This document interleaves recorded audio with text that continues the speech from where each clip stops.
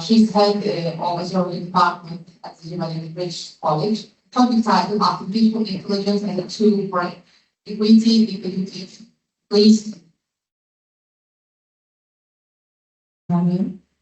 Ben sizden selamlıyorum. Azerbaycan'da yönelmeye Şuşa'da büyük bir fəxrdir ki, yani biz burada gelişmişik, yani toplanmışık konferansda iştirak edirik.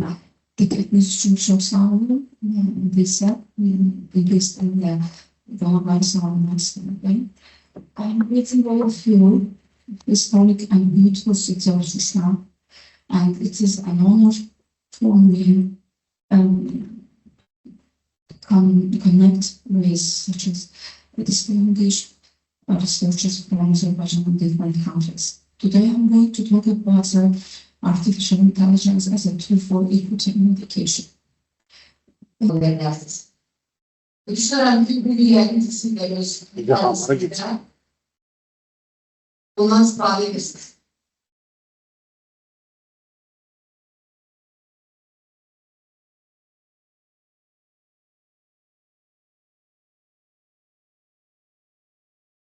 Çok özür dilerim. Sualı bir de tekrarlayabilirsiniz. Siz Karabakh University'de İngiliz teknolojisiyle bağlı veya bir başka bir dergisle bağlı meşgul ediyorsunuz. Şimdi İngilizce'den bilme dereceler istifade edebilirsiniz. Tabii ki səmimi desək, bugün hər kəs süni intellektdən istifadə edir. Yəni, mən düşünmürəm ki, hər hansısa bir müəllim deyə bilər ki, mən maksimum şəkildə kreativəm, mənim bu cür proqramlara ehtiyacım yoxdur. Amma 17-18 yaşlı gənclərlə işləyirik və onların tələblərinə və belə deyil, istəklərinə cavab verən dərslər keçməyə çalışırıq. Daha kreativ, daha maraqlı, daha rəngarəng. Bu baxımdan, bəli, biz süni intellektdən tədris zamanı istifadə edirik, amma mən deyə bilmərəm ki, bizim müəllimlərimiz full dərsi sırf süni intellektlə hazırlayır. Biz imtahanlarımızı özümüz hazırlayırıq və bir müəyyən proqram kitablardan, fərqli worksheetlərdən, fərqli mətnlərdən, fərqli listeninglərdən istifadə edirik və əlimizdən gələn qədər minimum istifadə etməyə çalışırıq. Çünki müəllim düşünürəm ki, tələbəyə və şagirdə nümunə olmalıdır. Əgər tələbə və şagird görürsə ki, müəllim full bütün işini süni intellekt vasitəsilə həyata keçirir, mən düşünürəm ki, bu yaxşı nümunə deyil, çünki bu onları tənbəl olmağa təşviq edir. Bu baxımdan əlimizdən gələni edirik ki, uşaqlar gündəlik dərslərin hazırlamağında, imtahanlara hazırlıq prosesində ChatGPT-dən istifadə etməsinlər. Yəni bunu təbii ki, biraz çətin olur, amma hiss edirik biz müəllim olaraq. Yəni biz onlara essay tapşırıq verirsə yazmağa və gedib onlar full super essay yazıb gətirirlərsə, biz bilirik ki, bu ChatGPT vasitəsilə yazılmış bir mətindir və biz buna icazə verməməyə çalışırıq, belə deyək. Çok sağ olun. Süni intellektdən istifadəni mən başqa yerlə deyəcəm. Bəzən biz posterlərin hazırlanmasında və hər hansı bir elanların hazırlanmasında süni intellektdən istifadə edə bilir. Çünki bu zaman həm, məsəl üçün, Canva deyilən proqramın özündə belə süni intellektin bəzi toolları var və onların da istifadə. Yəni bu tam olaraq tədris prosesində deyil, tədris prosesində hər hansı bir prezentasiya hazırlanmasında, slaydın qurulmasında və yaxud hər hansı bir tədbirin təşkilində kömək olacaq vasitələrdən istifadə edə bilirik. Amma fərqli mənbəndə vurguladığım kimi imtahan prosesində süni intellektdən çox az istifadə etməyə çalışırıq. Çünki o da bir robotdur və heç nə mükəmməl olmadığı kimi süni intellekt də mükəmməl deyil və səhvlərə yol verə bilir.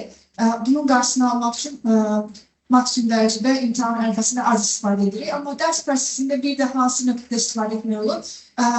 Dərsdə maraqlı tapşırıqların qurulmasında və yaxud hər hansı bir fikir verə bilir ki, məsələn üçün deyək, formatların qurulmasında və yaxud hər hansı bir formativ qiymətləndirmə əsasında edilə biləcək tapşırıqların qurulmasında süni intellekt kömək edə bilər. Çünki bu süni intellektin sadəcə bir növüdür. Yəni artıq dünyamızda və hal-hazırki mərhələdə çoxlu növ süni intellekt vasitəsindən rast gələ bilirik. Dediğim kimi, mən daha çox Canva'nın süni intellekt toollarından istifadə edirəm.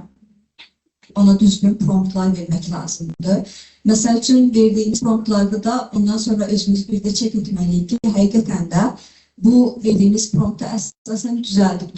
Bəzən fikir veririk ki, kimsə günahlandırmaq məqsədilə demirəm, amma süni intellektdə hər hansı bir sual verir müəllim və olduğu kimi onu copy-paste edir və yoxlamır. Süni intellekt bir robotdur, o bizə dəstək olur. Lakin biz özümüz ondan daha ağıllı şəkildə istifadə etməyə bacarmalıyıq ki, tələbələrə verdiyimiz sualda məntiqli olsun, tapşırıqlarla əlaqəli olsun və imtahanların hazırlanmasında da istifadə edilir təbii ki. Amma yenə dediyim kimi, ondan bir dəstəkçi kimi. Amma eyni materialdan imtahanda istifadə edilir. Müəllimənin qeyd etdiyi kimi, bəli, Kanbanın və yaxud da ki, başqa tətbiqlərin toollarından süni intellektdən istifadə edilir. Tələbələri də bildiririk ki, süni intellektdən istifadə edin. Lakin eyni informasiyanı bizə geri verməyin. Özünüz onun üzərində təşkil etməyə bacarın, düzgün promptlar verməyə bacarın. Çünki süni intellekt özünə bir elmdir. Onu da öyrənmək lazımdır ki, düzgün təhsildə istifadə edə bilək. Təşəkkür edirik. İstifadə məsələsi. Bir də biz çıxışımız dedi ki, test məsələlərini orada hazırlamışdıq. Gələk verilən sual əsasında alınan materialında bir didaktiyə və ya təkrar oxunmaya da ihtiyacı vardır. Çünki özünün rastlaşdığım belə bir situasiya var ki, öz müəllif olduğum kitabı başqa bir müəllifin adı ilə təklif edib mənə. Mən ona sual verildi ki, bu kitabın müəllifi mənəm. Üzr istəyib, kitabın müəllifi siz olduğunuzu bilmirdim. Və Azərbaycan dilində, ingilis dilində çoxlu müəlliflər təklif edibdi. O müəlliflərin sonradan internetdə həmən o resursları, mənbələr axtarış verir, görəcək ki, bu adda bir kitab yoxdur. Amma kitabı olduğu kimi verir. Məsəl üçün, Həsən Məmmədov, Lig Mədəniyyəti, Bakı Şəfqət Nəşriyyatı 2020-ci il. Belə bir kitab verir, kitabın, belə deyək, ERP sistemi ilə, kitab sistemi ilə necə verilirsə, elə bir mənbə təklif edir. Sonra mənbənin özünün internetə axtarış verir, görürsən ki, belə bir mənbə yoxdur. Yəni, demək istədiyim odur ki, ChatGPT yaxşı bir şeydir, texnologiya bizə bir çox işlərimiz asanlaşdırıbdır. Mütləq onun bir redaktiya prosesi lazımdır ki, onun verdiyi təklif elədiyi materialı təkrar emal edib, oxuyub, sonra təqdim eləsin. Sağ olun. Kıymetli katılımcılar, kıymetli bilim insanları,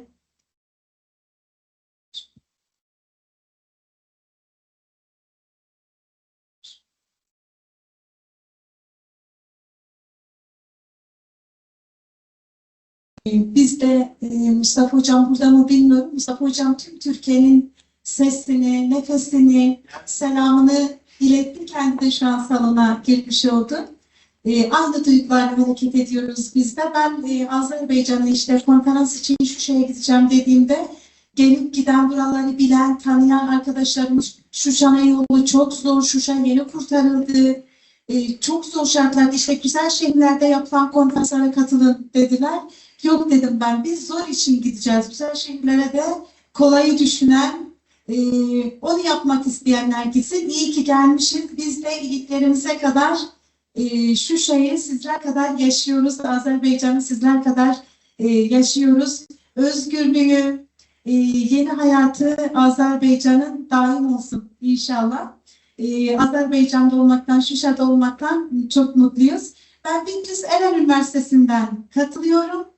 Hemşirelik bölümünde doktor öğretim üyesiyim. Bize hemşirelik 1955 yılından beri kısmi olarak 1997 yılından itibaren de tamamen lisans eğitimine 4 yıllık üniversite fakülte eğitimine dayalı olarak devam etmekte ve bizde çok sayıda hemşirelik alanında doktora yapmış çok fazla profesör hocamız bulunmakta. Bunu böyle Türkiye'deki hemşirelik eğitimlerine dönük dipnot olarak geçmek istedim. Ben size ne getirdim Türkiye'den diyelim. Sağlıkta yapay zeka üzerinde durmak istiyorum. Yapay zekanın en çok fırsat bulduğu, en çok yer edindiği aslında alanlardan biri sağlık. Sağlıkta, hemşirelikte ve hasta bakımında yapay zeka çok fazla kullanılmaya başlandı. Aslında sabahtan beri ortak konuları konuşuyoruz. Evet, multidisipliner bir kongredeyiz. Belki bir süre sonra Ulviye Hocam sadece sağlıkta yapay zeka konulu bir konferans düzenleyecek. Belki sadece ziraatte konferans zeka, yapay zeka gibi bir kongre konferans düzenleyecek. Çok eskiden başladı yapay zekanın tarihi, çok hızlı gelişiyor. Umarım sakıncalarını görerek, sakıncalarını bertaraf ederek devam ederiz, yararlanmaya çalışırız. Sağlıkta yapay zeka dediğimiz zaman günlerce konuşsak bitmez. Ancak ben kısa öz geçmeye çalışacağım. Nedir yapay zeka? Aslında makinelerin insan benzeri düşünme, öğrenme, problem çözme ve karar verme yeteneklerini kazanmasını sağlayan bir teknolojidir. Kim kazandırıyor makineye bu yeteneği? Gene bizler kazandırıyoruz. Bizim yüklediğimiz bilgiler, dünyanın dört bir yanında yüklediğimiz bilgiler bir ağ oluşturuyor ve o ağlardan bize dönüşler olmaya başlıyor. Verinin çok yoğun kullanıldığı alanlardan biridir sağlık alanı. Şöyle bir şeyden bahsetmişti bir tıp hocamız. Demişti ki 50 hasta üzerinde işte kanda çinko ile ilgili diyelim ki bir araştırma yaptık. Vermiş onu istatistikçiye. İstatistikçi o 50 hastanın kanıyla ilgili bir çalışma yaparak o veriyi çoğaltarak işte 250 hastadan almış gibi ya da 200 hastadan verilerini öylesine söylüyorum. Dikkate almayın sayıları daha doğrusu. Çoğaltarak veriyor. Onun ortalamasından yararlanarak istatistik çalışmalar bile yapılabilmekte. Ne zaman başlamış? Hepimizin bildiği gibi 1950'li yıllarda başladı. Her başlangıç makinelerle ilgili biraz sancılı süreçleri de beraberinde getiriyor. Nitekim bu işe 1950'li yıllarda gönül veren insanlardan da hayatını intihar süsüyle sonlandıranlar olmuş. Çünkü 1950'lerde mesela bir bilgisayar oda büyüklüğünde iken bugün küçücük bilgisayarlar şeklinde ellerimizde, ceplerimizde yapay zeka bilgi birikimini ağlarından almakta. Şöyle düşünün, burada bir Çağlayan'dan bahsetmişti, öyle bir fotoğraf atmıştı Mihriban Hanım. Çağlayan çay hocam, derenin büyüğü çay, ne diyeceğim buna, burada ne deniyor bilmiyorum ama o suyun miktarı ne kadar çok, ne kadar berrak, ne kadar temiz. Çünkü ona çok fazla temiz kar suları, yağmur suları eklene geldiği için o sular böyle şak şak şak şak çağlaya akıyor. Çünkü ona destek veren, onu besleyen kar suları çok güzel, çok temiz ve çok doğru. Biz de eğer makinelerin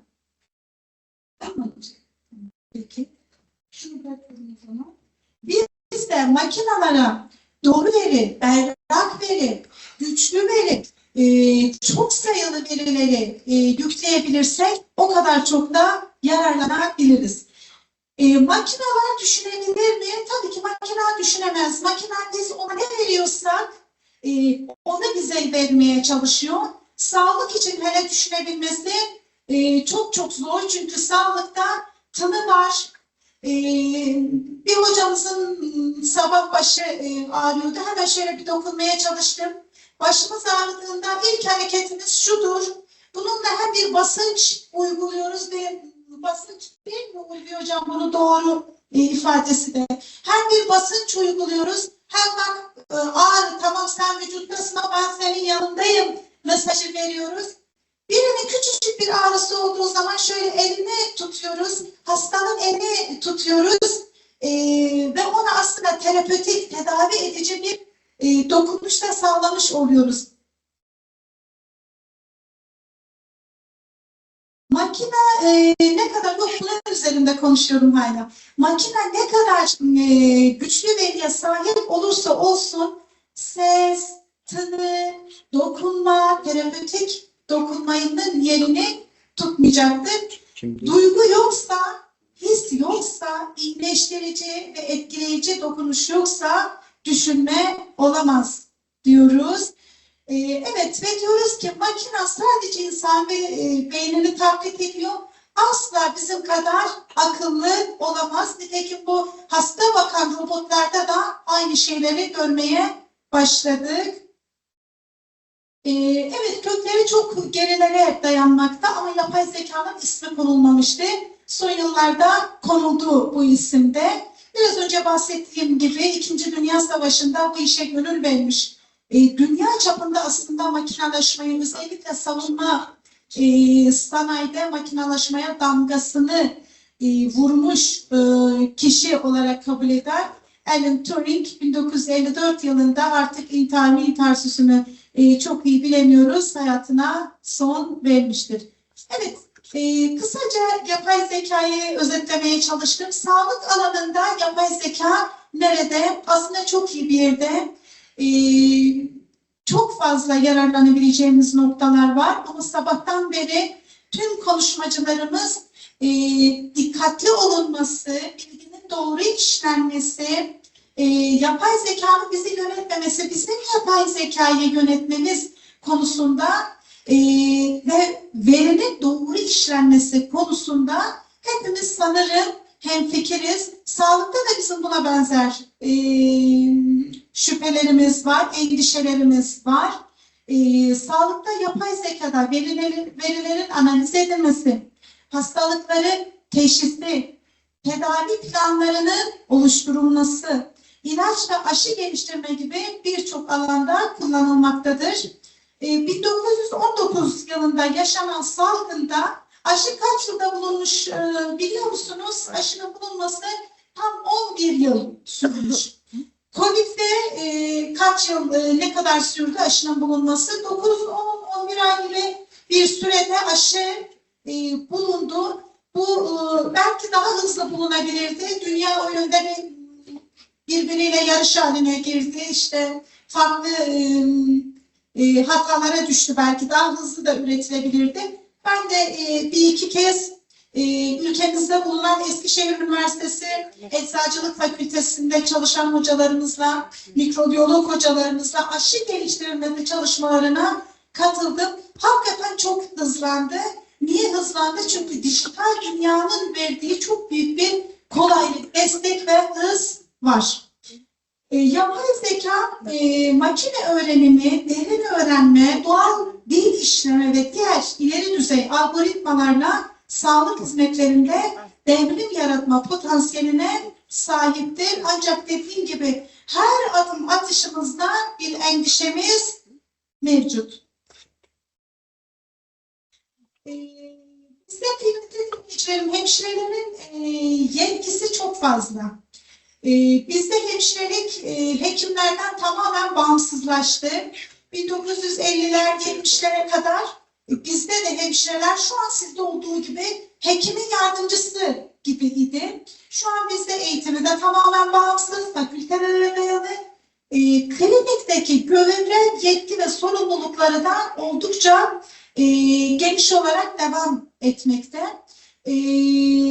Hal böyle olunca hemşirelik yapay zekayı kullanmaya başladı. Hekimlik kullanmaya çok fazla başladı ama bazı veri karmaşaları da beraberinde geldi.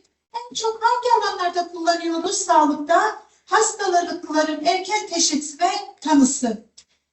Tabii bunu şu an hekimler bu konuda ikiye ayrılmış durumda.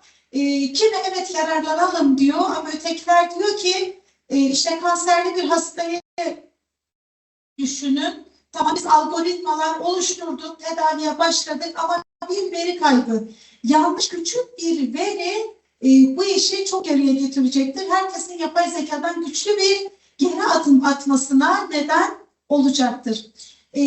Özellikle tanı işlemlerinde görüntüleme sistemleri daha çok hekimlerle ilgili, radyoloji, patoloji ve dermatolojide kullanılan yapay zeka algoritmaları, işte MR, gibi bunlar radyolojik görüntüleme teknikleri analiz ederek tümör, kist, enfeksiyon gibi hastalık belirtilerinin erken aşamada tespit edebileceği düşünülmekte. Ama dediğim gibi tümörün işte günlük büyüme hızı şu kadar bulunduğu değil, tam tersinin olduğu bazı çalışmalar da ortaya çıkmakta. Onun için her adımın dikkatli olması lazım. Google ve DeepMind'da göz hastalıklarını ve meme kanserini yüksek doğrulukla teşhis eden bazı yapay zeka sistemleri geliştirilmiştir. Şu an biliyorsunuz meme kanserinde en kıymetli şey, benim sabah Daha önceki programlardan kalma bir meme kanseri amblemim vardı. Türkiye'den getirdiğim. Şu an hocam benim bunun adı neydi? Nari Bülbül. Hari Bülbül. Hari Bülbül'ü taktım onun yerine. Yakın zamanda bir konferansımız olmuştu. Meme kanseriyle ilgili. Orada evet erken tanı ve yapay zeka bunu çok daha inşallah hızlandıracak. Ölüm oranı çok yüksekti bizim ülkemizde. Burayı açıkçası araştırmadan geldim. Burada işte meme kanseri, lösemiler vesairenin görülme sıklığı nedir? Onu çok bilemiyorum. Bağışlayınız. Bizim ülkemizde lösemiler çok yüksek, meme kanseri çok yüksek ama bu hızlı tanı ve tedavi yöntemleriyle oran oldukça düştü. Özür dilerim. Yine ilerlemiyor. Şimdi Siz ilerleyin isterseniz yapabilirsiniz. Şunu mu deneyeyim? hayır, bir dakika. Ondan sesini azalt. Kimisi oradan ölçü koştular. Onlar sanki. Evet, Tamam, kişiselleştirilmiş tedavi planları. Eğitimci hocalarımız vardı aramızda. Siz nasıl ki kişiselleştirilmiş eğitimden bahsediyorsanız biz de Rüstem Hocam, biz de kişiselleştirilmiş hasta bakımından bahsediyoruz. Her hastanın tansiyonunu aynı saatte almayalım. Özel bir durumu yoksa o kendini ne zaman hissediyorsa o zaman alalım gibi. Kişiselleştirilmiş hemşirelik bakımı bizde biraz Avrupa ülkelerine dönük hemşirelik hizmetleri. Biliyorsunuz dünyada Küba hemşireliğinin üzerine hemşirelik yok. Dünya hemşireliğini onlar yönetiyor. Avrupa hemşireliği, Amerika hemşireliği ve Avustralya hemşirelikleri dünya hemşireliğine damgasını vurmuş durumda. Bizim Türkiye olarak model aldığımız hemşirelik bakım modelleri Avrupa hemşireliği ve Avrupa hemşireliğinin üzerinde ilk durduğu husus bireysel bakım, kişiselleştirilmiş hasta bakımı ve yapay zekanın şimdi bunda gecikme olmadığı müddetçe enjeksiyonunun yapılmasında, idrar yolu kateterinin takılmasında, ilaç uygulamasında bir gecikme ya da yan etkileri tahmin etmeme gibi büyük bir risk. Yoksa kişiselleştirilmiş bakım kişiye özgü, kişinin organizmasına, yapısına dönük olduğu olacağı için çok daha kıymetli. Hasta takip ve yönetim sistemlerine uzun süredir bizim ülkemizde burada da öyledir diye düşünüyorum Ulvi Hocam. Uzun süredir girmiş durumda. Özel hasta butonları var, özel giriş sistemleri var. Yakın dönemlere kadar, bir 20 yıl öncesine kadar hemşireler dokümantasyon işlemi yapmaktan günlerinin büyük bir kısmını ona ayırırken bugün o kişisel sistem o işi aldı. Çok iyi yürütüyor, tahminlerde bulunuyor, geri dönüklerde bulunabiliyor. Özellikle giyilebilir teknolojiler, yani işte bu akıllı saatler, akıllı saatimi takıyorum, nabzımı ölçüyorum, ne kadar enerji harcadığıma bakıyorum.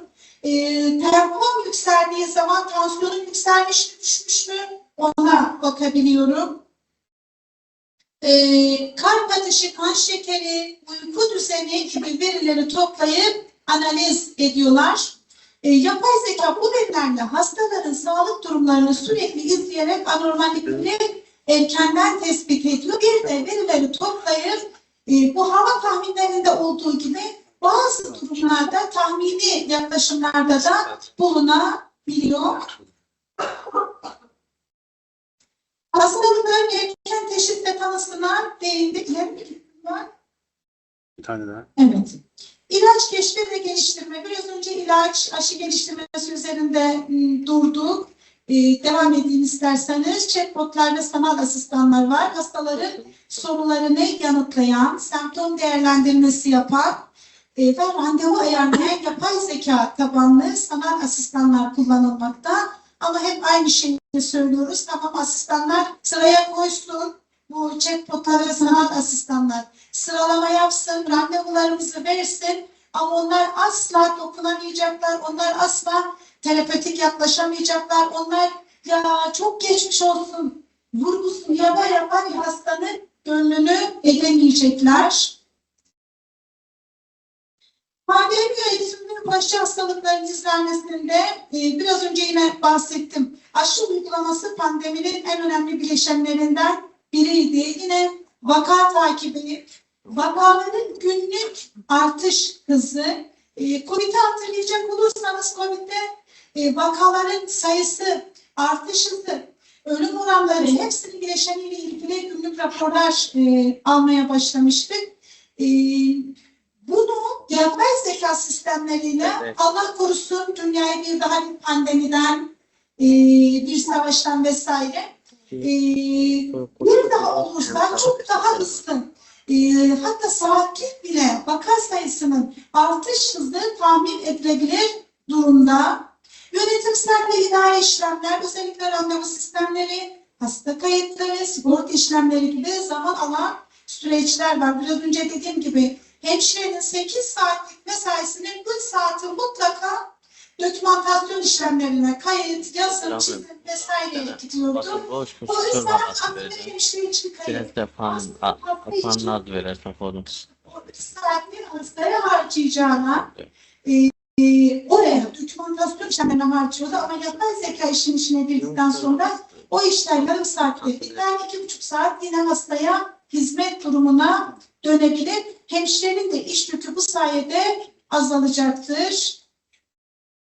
Evet, sağlıkta yapay zekanın faydaları tartışılmaz. Erken teşhiste daha hızlı müdahale, hata oranlarının azaltılması, doktorların zamanını daha verimli kullanması, tedavi erişimi artması, kişiselleştirilmiş sağlık çözümleri özet geçmiş oldu. Peki zorluklar ve bizi bekleyen etik sorunlar nelerdir? Veri gizliliği ortadan kalkmış olacak. Bizde hasta mahremiyeti çok kıymetli. Hastanın verdiği her bilgi hemşirede gizlidir. En fazla onu sorumlu hemşiresiyle, baş hemşiresiyle ve ilgili hekimle paylaşabilir. Ama yapay zeka hepimizin verilerini ortaya döküyor. Hatalı karar riski var. Yapay zeka sistemlerinin doğru eğitilmemesi durumunda yanlış teşhis riski var maalesef. Bu şu an konuşulan konulardan biri. Sorumluluk sorunu, yapay zeka bir hata yaptığında sorumluluk kimde olacak? Yapay zekada mı, makinede mi, hekimde mi, hemşirede mi? Bunların çözülmesi lazım, netleştirilmesi lazım. İnsan dokunuşunun azalması, az önce terapötik dokunuştan, terapötik bir ses tonundan bahsettim. Hemşiremize yapay zeka kullanımına kısaca göz atacak olursak, evrim yaratma niteliğinde aslında yapay zekanın temel kavramlarının potansiyel rollerini ve kullanım alanlarını da ele alacaktır. Amacımız hemşirelikte en az hata ile yapay zekadan yararlanabilmek ve yapay zekanın nasıl bir şekilde hemşireliğe, hasta bakımına entegrasyonunun sağlanması.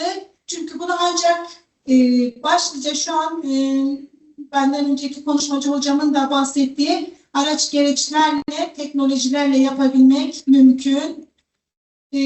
Hemşirelikte yapay zeka kullanımında işte hasta takibi, ilaç yönetimi çok çok önemli. Bizde hekim sadece ilacı yazar. Çok kritik, yan etkileri çok yüksek ilaçların kullanımı bile hemşirenin sorumluluğundadır. Bizde, burada da öyledir zaten, hemşirenin tıbbi tanı koyma yetkisi yok. Tıbbi tanı hekimin sorumluluğunda. Ancak bizim hemşire olarak hemşirelik tanısı koyma yetkimiz var. ICN'i duyanlarınız vardır. Uluslararası Hemşirelik Örgütü. ICN'in tüm dünya ülkelerinden topladığı şu an 526 tane hemşirelik tanısı var.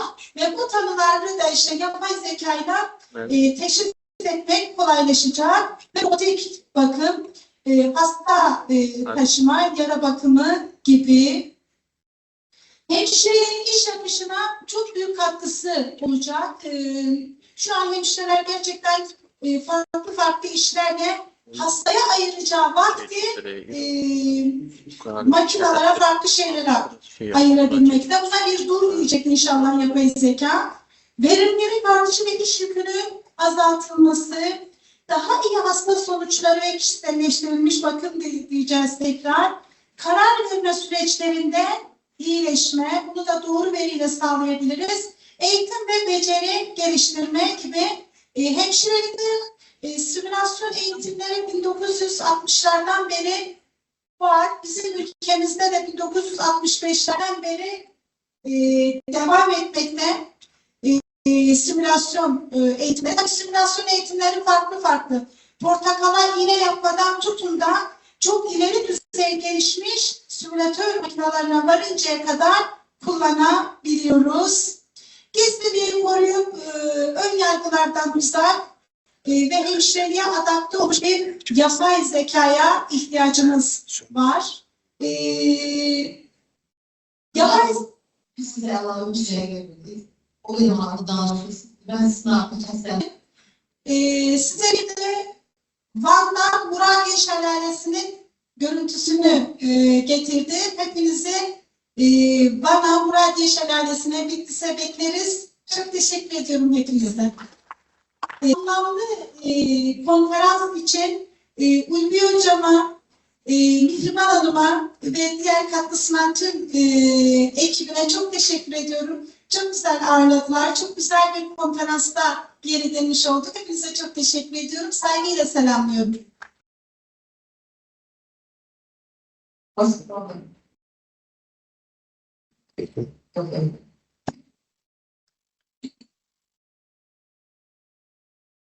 Yeah, hi everyone. Am I audible?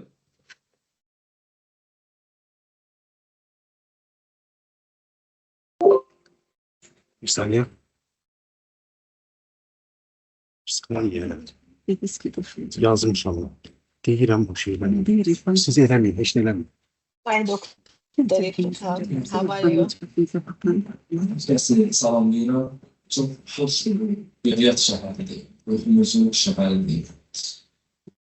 Mənim üçün çox özəldir. Buna görə ki, mən Şuşanın işğal tarihinə təsadüf edirdim mənim doğum günüm 8 maya və mən illərlə öz ad günü keçirə bilməyən həsrətlə yaşayan biriydim. Məndən xoş ki, bugün artıq biz azad, abad bir ölkənin vətəndaşı kimi əziz və doğma ziyalılarımızla, alimlərimizlə beynəlxalq bir tədbirə ev sahibi birik, vətəndəyik. Bugün süni intellektdən danışırıq və mən sizə xatırladım ki, hazırda bu tədbiratın özünü belə süni intellekt mənim üçün, mən öz yeni məqaləni yerləşdirmişəm. Yerləşdirmişəm müvafiq proqramı və belə bir təqdimat hazırlayıb mənim üçün. Təbii ki, bəllidir süni intellekt. Süni intellekt insan biliklərini, yəni insanın öyrəndiklərini davranışlarını bizə qaytaran, bizə təqdim edən bir sistemdir. Və biz bu süni intellektin hesabına mövcud biliklərimizi genişləndiririk. Və mən əslində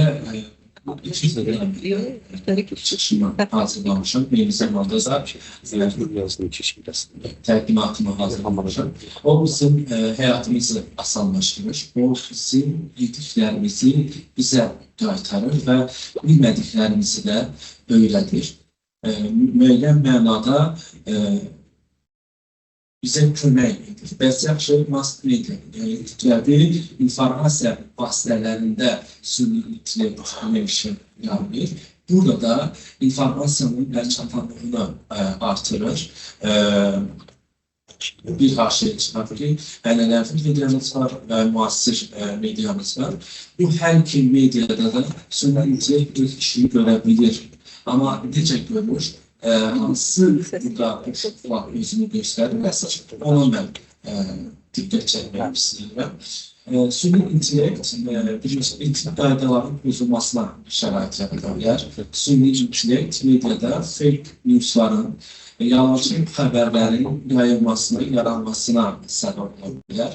Və burada da verilənlərin əslində müəyyən mənada günahı var. Yəni biz verdiyimiz komandaya əsasən sizə cavab verir. Amma bu cavablar zamanı o müəyyən mənada səhvlərə yol verə bilər. Süni intellektin yol verdiyi səhvləri qoyuran bir kənara, süni intellekt həm də insan əlində silaha çevrilə bilər, şantaj məqamına çevrilə bilər ki, biz süni intellektlər vasitəsilə artıq məhz fotoşantajlara və yaxud da şəxsin həyatı toxunulmazlığı prinsipini biz burada artıq korlaya bilərik. Və beləliklə artıq media insanın, yəni kütləvi informasiya vasitələri insanın mühüm düşməninə də çevrilə bilər. Bir də süni intellekt bəli informasiya əlçatanlığını bizə təmin edir. Bəli, müəyyən mənada məsələn Reuters süni intellektdən istifadə edərək müəyyən xırda informasiyaların hazırlanmasına rəvac olur. Eyni zamanda süni intellektlə düzəltilən aparıcıları biz artıq efirlərdə görürük. Azərbaycanda məsələn Hasan TV-də də biz bunu şahid edirik. Eyni zamanda dünya kanallarında da bu nümunələr var. Süni intellektin yaranması həm də bəzi ixtisasların artıq tarixə oluşmasına gətirir. Məsəl üçün konkretdə işi, məsəl üçün redaktör işi, məsəl üçün tərcümə işi artıq düşünürəm ki, il və il zaman keçdikcə bizim yeni xarici dillər öyrənməyə ehtiyacımız olmayacaq. Süni intellekt bu işlə bizə kömək olacaq. Bu süni intellektin ümumiyyətlə mass-mediada müsbət bir tərəfidir. Amma video, foto və səs dəyişiklikləri edərək yalançı xəbərlərin, fake newsların hazırlanması süni intellektin mənfi silaha çevrilməsinə şərait edir. Bəs yaşın üstünlüklərindən 24-7 kişiyə bilməsi, 24-7 sizin hansısa bir informasiyanı emal etməyə şəraitimizin olması, effektivlik, yəni daha çox cazibədarlığı biz burada irəli sürə bilərik ki, bəzən bu bir gerçəkdir, hər kəsin qələmi güclü olmur, zəif qələm sahibilər süni intellektdən yararlanaraq o öz cümlələrini daha anlaşılır, daha maraqlı edə bilər. Amma yenə də burada verilən komandanın böyük əhəmiyyəti var və təbii ki, ən böyük üstünlük bizdə sürətdir ki, daha sürətli şəkildə biz xəbər hazırlaya bilərik. Təhlükələr və risklər bölümündə biraz əvvəl dediyim etik problemlərdir, dezinformasiyalardır. Bu çox böyük bir təhlükədir. Qloballaşan dünyada dezinformasiyalar, ümumiyyətlə informasiya savaşında belə bir silahın mövcudluğu həm də təhlükədən xəbər və şəxsi məlumatların istifadəsi, şəxsi həyata toxunulmazlıq prinsipinin korlanması və bir az əvvəl bəzi məqamlarda bəzi ixtisasların artıq tarixə dönüşməsi və işdir.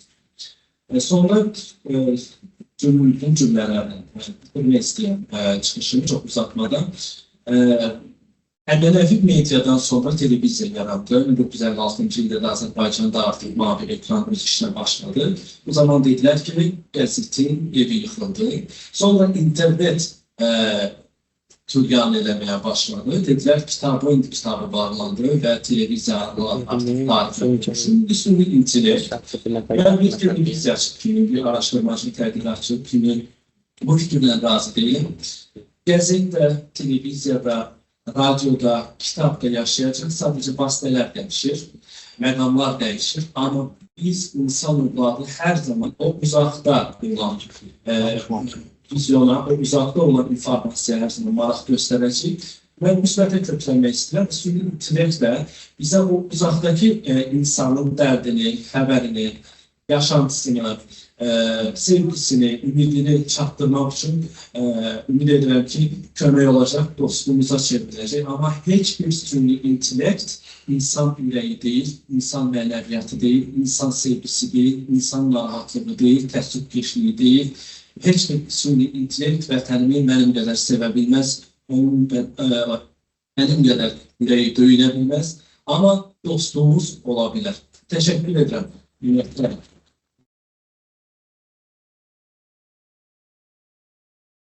Yeah, good day, everyone. Yes, we can hear your voice. All right, thank you. So are you able to see my screen? Yes. All right. So thank you, everyone. It's an unfortunate for me. I could be there with you, but because of flight cancellation due to war in Middle East. That should be making. Am I audible? Değil. Am I audible? Yes. Yes. It's not with my eyes. Just check it. So there is some echo. Should I start my presentation? Yes, yes. All right. So today I'm here, and first of all, I would like to thank to the organizing committee for giving me the opportunity to speak on AI-powered education, transforming learning with machine learning. So indeed, I mean, you can say when we talk about artificial intelligence, it's not a new terminology. It was inducted early in the 1943 by McCulloch and Pitts, who created the first mathematical model of a neural network. It was started from there. Then thereafter, there was another research that was conducted by Alan Turing in 1950s, and he gave the concept of machine that can think. So it was started from here, and there was a revolution decade by decade from natural language processing to machine learning. Then there is a concept of big data, and now we are into the era of generative AI. So now we need to understand that how AI is going to change the teaching and learning process and what would be the consequences. So during this presentation, you will be able to understand that how it is going to change and how it is going to influence the teaching learning process. There are certain myths related to that AI is going to replace the, you can say, teachers or the professor. It is a myth. It cannot be possible. I mean, as of now, AI cannot replace the human being. So let's understand, but we can utilize artificial intelligence techniques, I mean, to artificial intelligence technique to make our teaching or learning processes more interactive than the earlier ones. So let me introduce this is the first way, that is how the evolution landscape of education started. In a traditional, there was a traditional classroom technology, then there was an AI powered learning, and then there is a digital era. So in traditional classroom, say for example, one instructor or the professor or the teacher is delivering one type of concept, and it was similar for all the students, and whether it is related to the lecture notes, the assignments. But there was these days there is a need to focus on individual students. So to focus on individual student, we need to categorize the students based on their needs, their capabilities, because all of them have their different areas of interest. Now, when we talk about the AI-powered learning, that is adaptive learning platforms use intelligent tutoring systems to provide personalized feedback. I mean, one-to-one feedback, adjusting the content and pace based on each student performance. Then there is a concept of digital learning. In digital learning, largely we talk about the online platforms where other student can access the information. And in digital learning, there are two different ways of learning, like synchronous learning and asynchronous learning. In case of synchronous learning, just like we are interactive right now, it is a way of synchronous. And in asynchronous learning, it is just like a recorded sessions. The student can learn from the recorded sessions which are available on their learning management system. The interactive videos are there with assessment. This is how the digital learning is going to change the entire paradigm with the help of AI powered learning. So this is the evolving landscape of education. Next, so this is how the personalized experience work. Let us understand that how this personalized learning experience will work.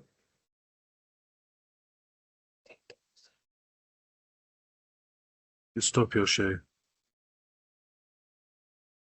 I stopped by mistake. Personalized learning experience, you will look at it. There are adaptive learning methodologies, then personalized feedback and individual content concepts are also there.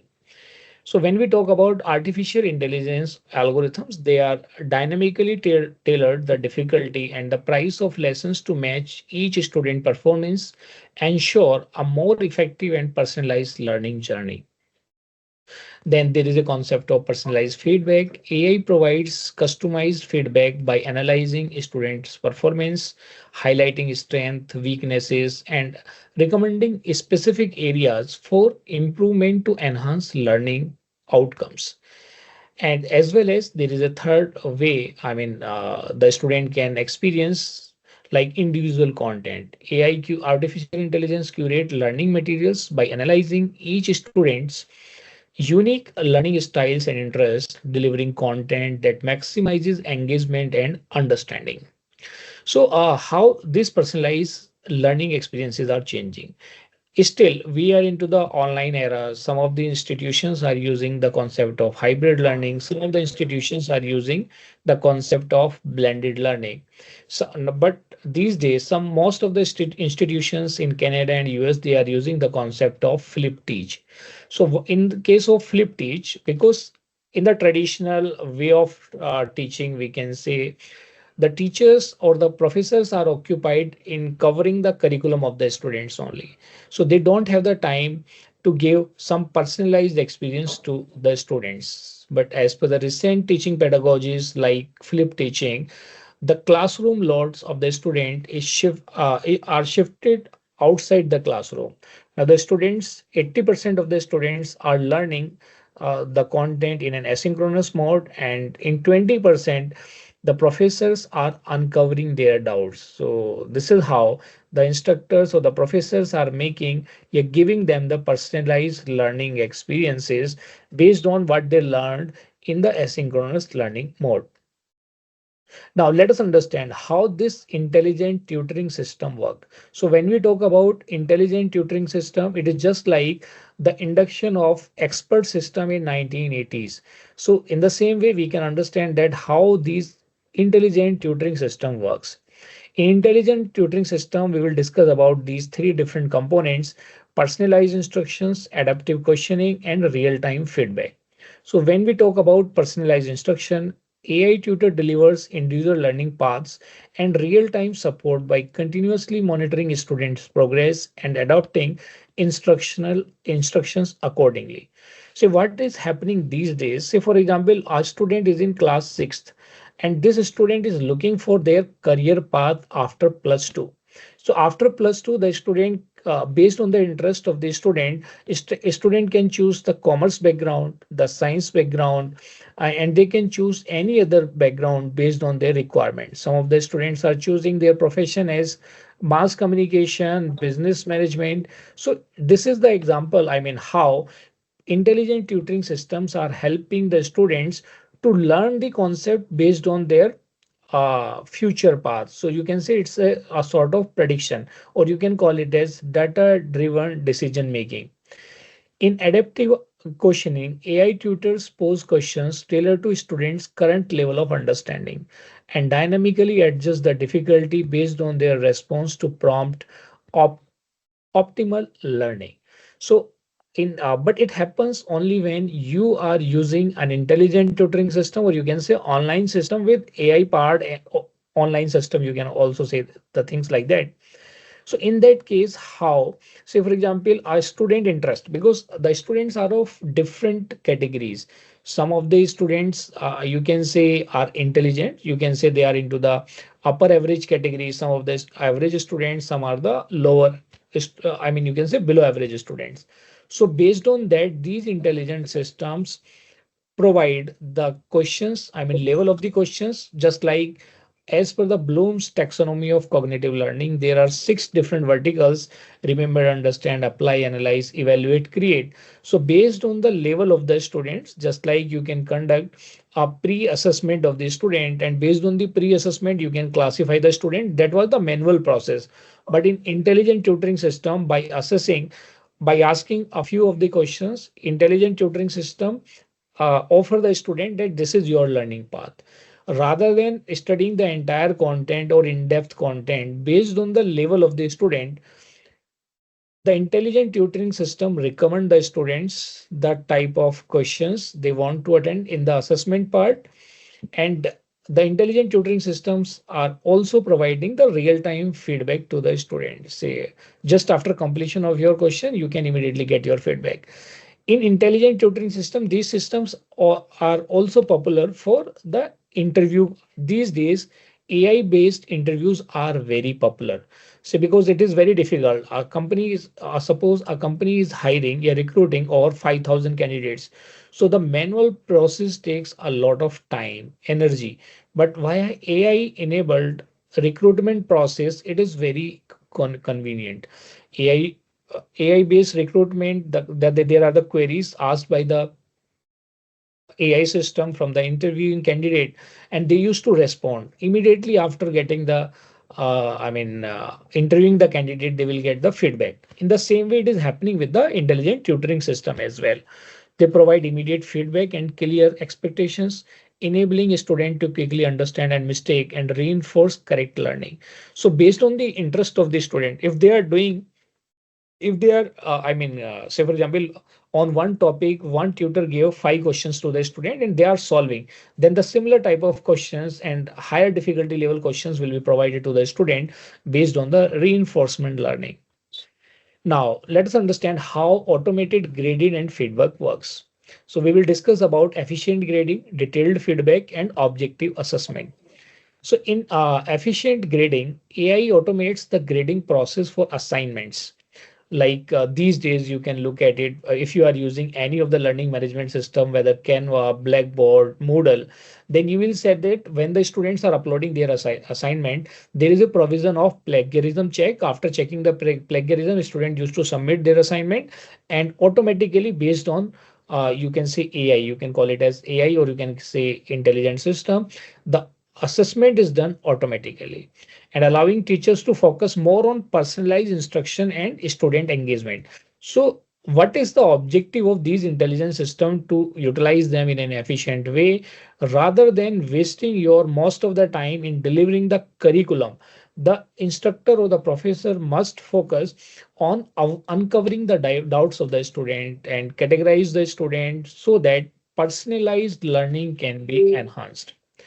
Next, we have AI reduce subjectivity in grading by applying consistent evaluation criteria, ensuring fairness and uniformity across all students' assessment.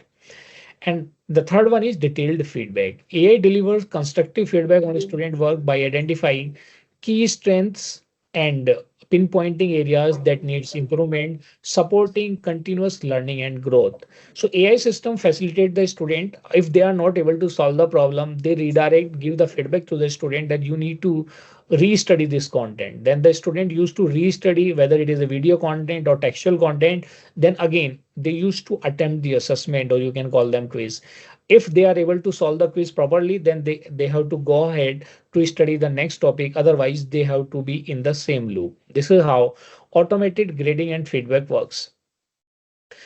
Now, let us understand the concept of how virtual classrooms and remote learnings are helpful for the students. Whenever we talk about the virtual classrooms, that means we are talking about online learning, but there should be the proper infrastructures availability. Then you will be able to implement the virtual classroom and remote learning.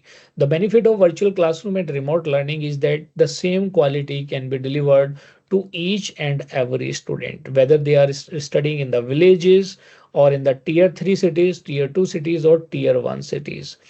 So how the virtual classrooms and remote learning help the student, they increase the accessibility. So AI powered virtual classrooms provide accessibility to education for students in remote or underserved areas.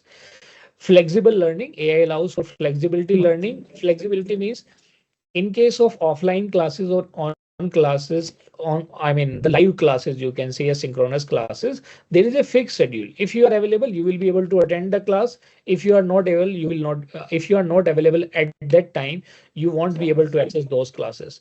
But these you can say virtual classroom these are helping the students. So the students are learning in an asynchronous mode. The recordings of the sessions are available. A student can access the content based on their availability. Sorry. And then there is a concept of collaborating learning. In collaborative learning, there is a concept of group assignment. Then the virtual groups are created and then student can submit the assignments in the group, can do the projects in the group, then do the group discussions virtually. This is how the AI systems are helping the virtual classroom and enhancing the experience of remote learning. Now, let us understand how the predictive analytics for student success, how it works. So there is a concept of say when the instructors or the professors are delivering their classes, then they used to get in the semester system. Say for example, they have some internal examination, then they used to assess it. But with AI based learning, but with AI based learning, it is very convenient for the professors or the instructor that you can intervene the students just after completing one class. And how it can be done? Then AI identify at risk student. If the students are not able to understand the concept, or they are not able to do the assessment properly or the quiz questions properly, then the personalized support to improve their outcomes is provided. Because there is a red alert that you are not able to solve this problem, then this is an alert for the instructor that you have to focus more on this student. Then there is a concept of personalized learning plans. AI creates customized learning plans based on individual student strength and areas of improvement. Say for example, one student is doing STEM learning, say he is good in science, and say for example he is weak in math. So based on that, I mean, based on the performance of the student, the recommendations will be done. Your time is over. Few more slides, but it's okay. Thank you. So we have very little time. That's why I will call the next race keynote speakers. That's problem I will call them. Professor Mustafa Akbeli, please take your seat. And Mrs. Alika. No.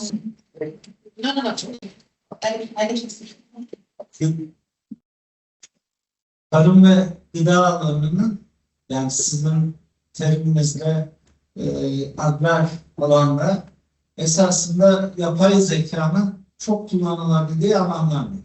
Bu çalışmada da biz bunu ortaya koymaya çalıştık. Biraz küçültebilirsek sunuyu. İsterseniz sunu... Tamam. Şimdi deneyin. Okay. Hızlı ilerleyeceğim. İlerleyebilir miyiz? Tamam. Şimdi yapay zekanın defalarca tanımı yapıldı. Tekrar etmeyeceğim bunu. Çünkü yapay zekayla ne yapmak istediğini gördük.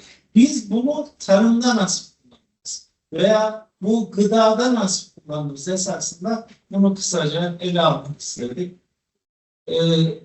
Geleneksel tarımda bizim yaptığımız iş şu.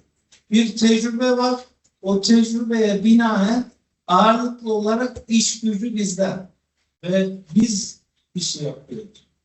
Ama modern tarımda artık makineler, robotlar, sensörler devreye giriyor.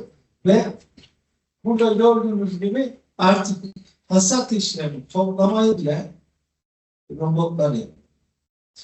Peki bunun bize ne faydası var? Verimlilikte, üretkenliğin artırılmasında, biyolojik çeşitliliğin korunmasında, toprağın korunmasında, gıda güvenliğinde, sağlık ve beslenme açısından iklim değişikliğinde ve kaynakların, kıt kaynakları düzenlemede etkisi var. Tarım 4.0 ve 5.0 arasında bir fark var. 4.0'ı aşağı yukarı biliyorsunuz, orada veri tabanlarını kullanıyorduk. 5.0'da ise yapay zekayı ve robotik sistemleri kullanıyoruz. Yani bir seralat, düşünün ki pomidor mu diyordunuz, domates, pomidor. Pomidorun olduğunu gidecek sensörler bakacak, yeşilse toplamayacak. Kırmızı olduğunda, kızıl olduğunda gidecek toplayacak. İşte bu sistemi siz öğreteceksiniz. İşçi gibi girecek, kendine o öğrendiği yöntemle yapacak. İşte bu tarımın 5.0'ı.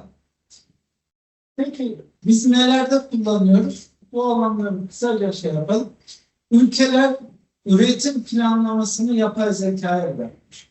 Hangi bölgede ne yapılacağıyla ilgili planlamayı iki büyük ülke, Amerika ve Çin şu anda üretim planlamalarını tamamen yapay zekayla yapıyor.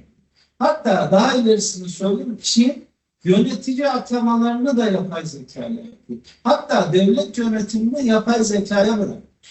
Yani Çin diyor ki yöneticiyi nasıl seçeceğim ben belirleyeceğim. Yapay zekaya soruyor, o yönetici atıyor.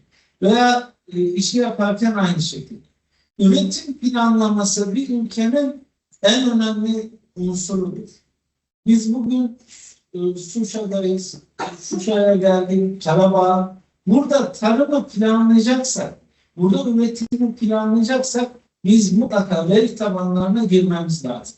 Ve onu analiz edebilecek bizim donanımlarımız olması lazım. Peki başka ne var? Toprak hazırlığı. Toprağın tava gelip gelmediğini, yani toprağın işlenip işlenmediğini nasıl anlıyor üretici? İşte eliyle kontrol ediyor, toprağa bakıyor. Onun yerine toprakta sensörler olacak, hangi zaman araziye girip işlenmesi gerektiğini, toprağın hazırlanması gerektiğini yönlendirebilecek. Hatta daha da ilginci, bu aletlerin hepsi uzaktan kumandalı bilgi kontrolü. Yani insan iş gücüne ihtiyaç duymayacak. Bunu şu anda Türkiye'de yapan çiftliklerimiz var.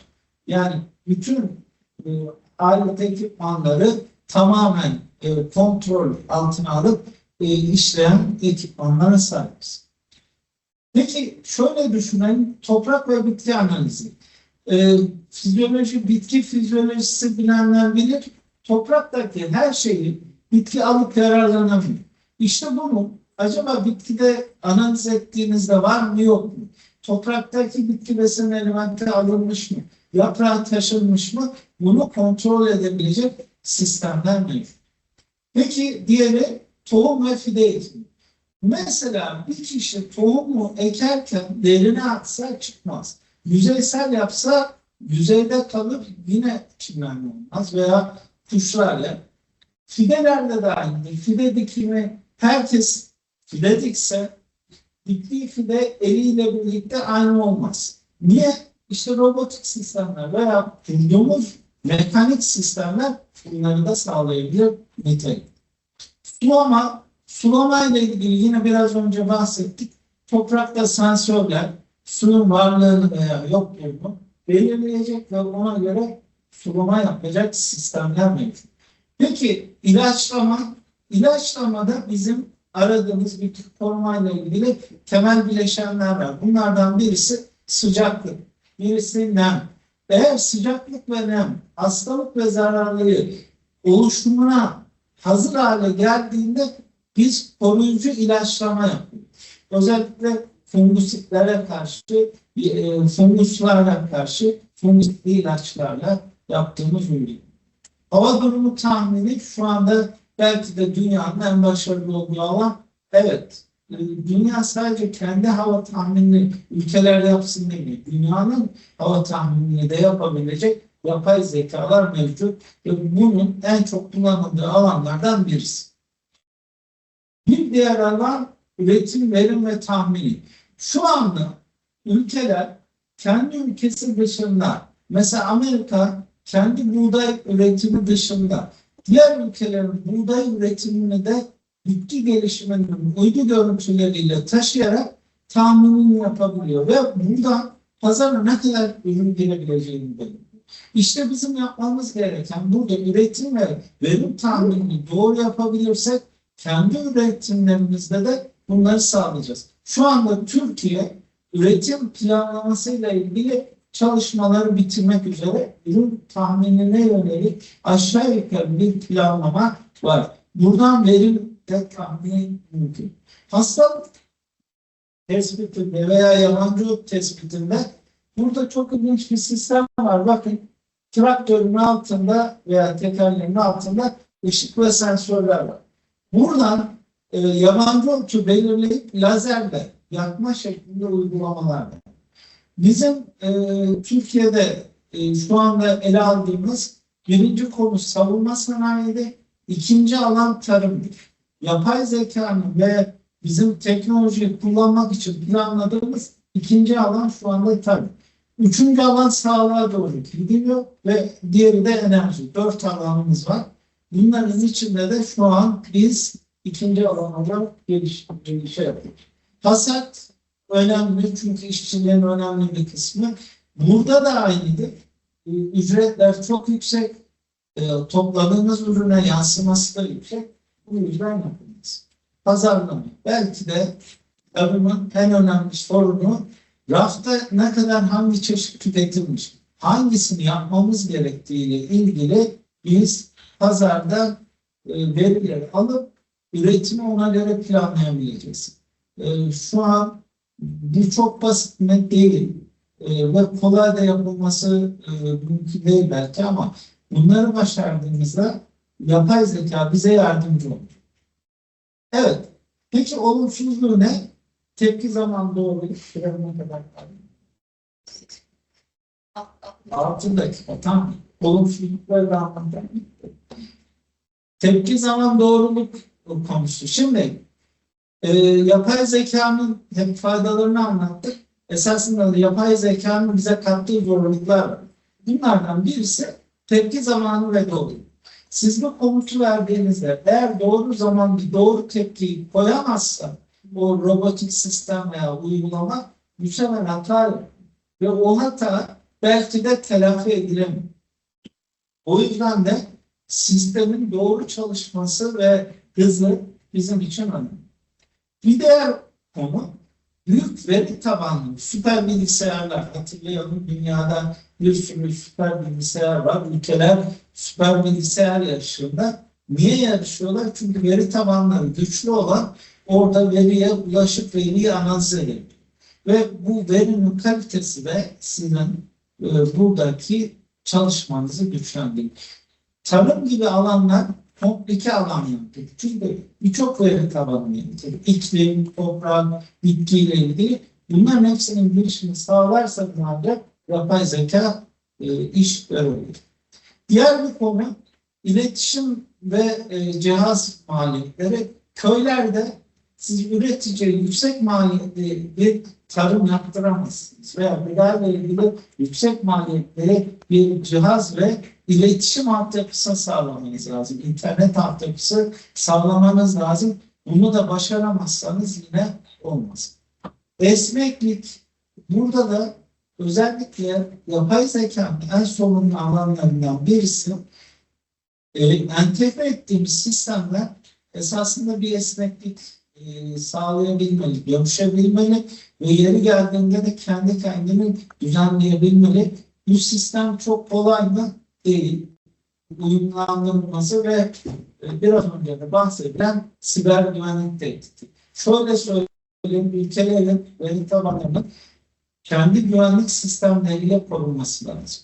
Yapay zeka ile ilgili en büyük sorunlardan birisi sizin veri tabanlarınıza ulaşım ve o veri tabanlarınızdaki bilginin değerlendirilmesi. Buranın tamamen uzman kişilere açılması.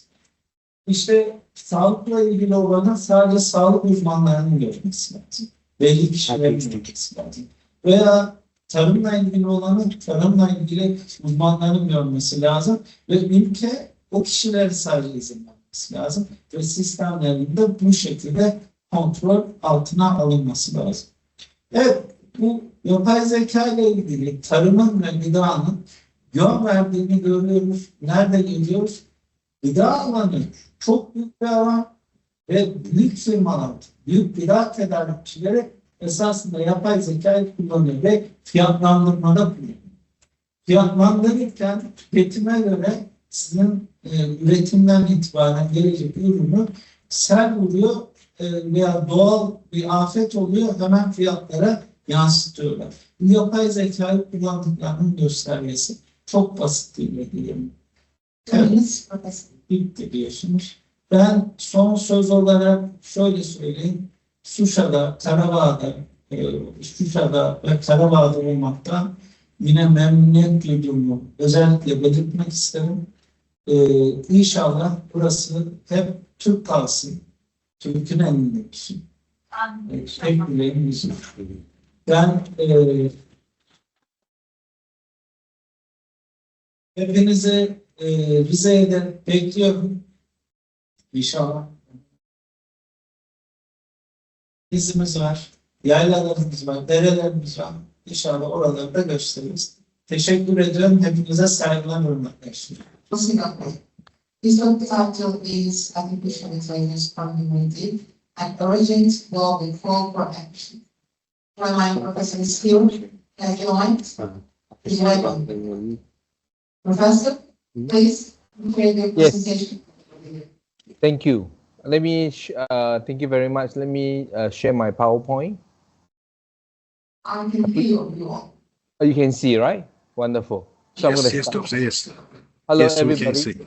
Yes. Hello, everybody. I'm going to talk about the topic that is quite linked to the today's topic of AI for a better future.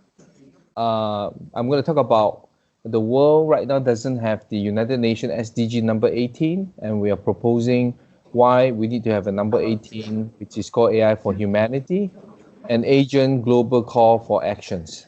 Thank you very much. So that is what it is all about. You're probably curious why it is. Quick introduction of myself. I run an AI think tank, co-founded an AI think tank called Artificial Intelligence International Institute. We advocate sustainable AI for humanity. I've been in the space of AI for the last 40 years, since 1986. And I published a book called AI for Humanity last year. I've been giving lots of talks about it since last year. So right now, with the exciting development of AI, it's the best of time, it was the worst of time. There are many good things happening. There's also many challenging things happening. So that is the beginning of what I'm going to talk about. So today's big conference topic is called AI for a better future. And well, if it's a better future, we need to have good AI foresight. To have AI foresight, we need to look into the past. We need to look higher. We need to look broader. We need to look deeper, and we need to look towards the future. So I'm going to give you a quick glance of where I see things and why we need to have AI for humanity as the United Nations SDG number 18. If you look at the history of AI with last 70 to 80 years, so AI has gone through 2 winters and 3 boom. I was actually started my career in the middle of 1980s, and you have seen when after we go into the AI, there's no jobs available for those who are in the industry except for those in academia since the 80s and the 90s. So what the thing I analyzed is that actually AI was in disguise during that period between the late 90s until about 10 years ago. There are many AI companies actually operating like Google's, Meta, except they don't call themselves an AI company until a much later stage where companies like iFlyTech, DeepMind, C3AI, SenseTime, OpenAI start to emerge. And I was involved in an AI startup company in the 90s.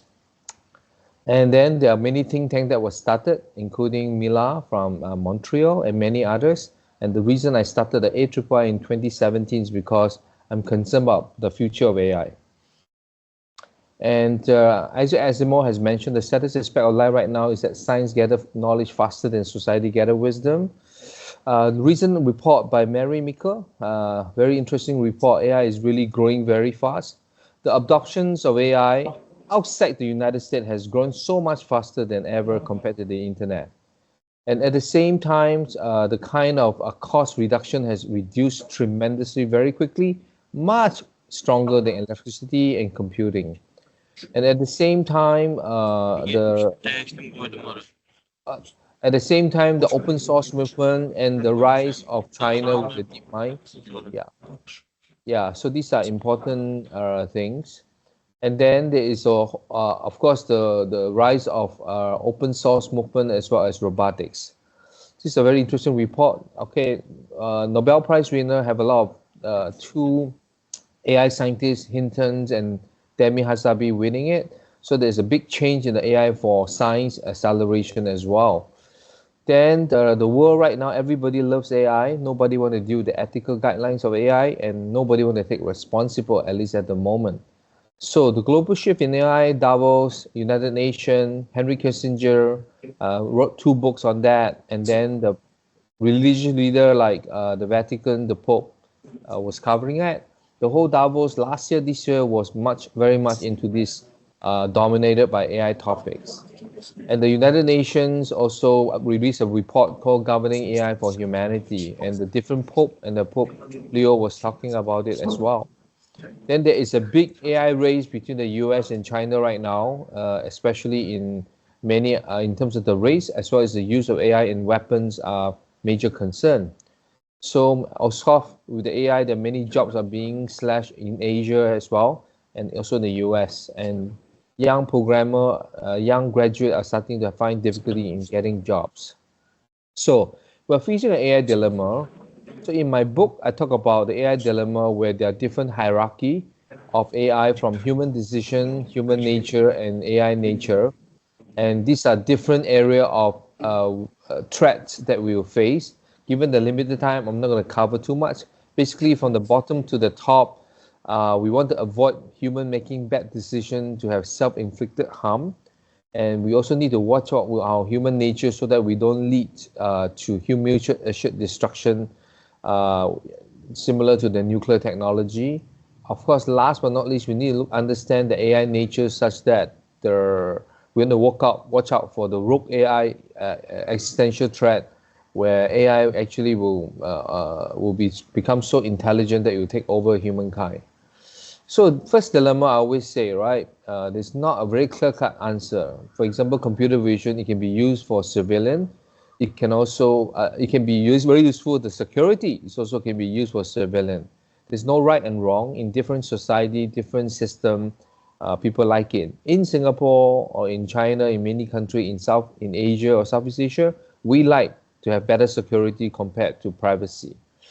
Then if you look at Gen AI, the technology can be used to generate beautiful arts. At the same time, it can also be used to generate deepfake.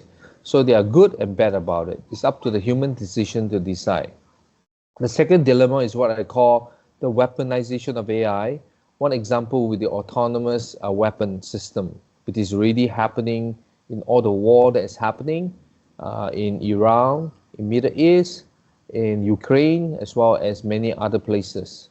And so if we are not careful with the AI development, with our control use of such weapon, and where we are too optimistic about we can manage the technology and predict how it's being used, and to avoid misunderstanding or miscommunication in terms of war, it could lead to very undesirable mutual assured destruction. So the United Nations UNESCO, which is formed in 1945, talks about, since war begins in the minds of the men and women, it is in the minds of men and women that defenses of peace must be constructed. Therefore, I like to remind all humanity that we need to really put together our mind to make sure we defend peace and don't let it out of control. The third dilemma is what I call humans are hooked, machines are learning all the time. We are so busy with our stuff, we are not paying attention to the kind of development of AI that could lead to AI enslaving us. And there are many reports, like the book about Precipice, that talk about the risk of AI is actually very, very high, and there are things that we need to mitigate. And the Homeland Security report by the US also talk about many of the risks in AI that actually has the global impact. At the same time, we know very little about it, especially when it's unaligned.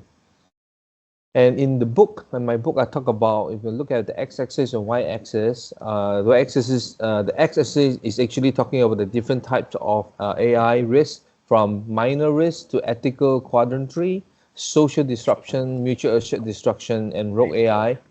And we are dealing with the dilemma. That's why we're going to have a lot of debate dealing with it as you go from the x-axis up the y-axis, where we are discussing when are we going to hit the human level AI.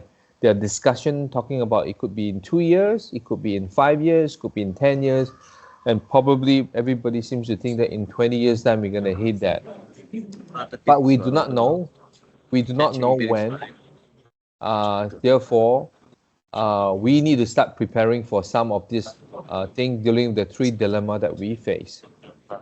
At AIII, as a think tank, we've been calling for the world for call for actions to do something about it.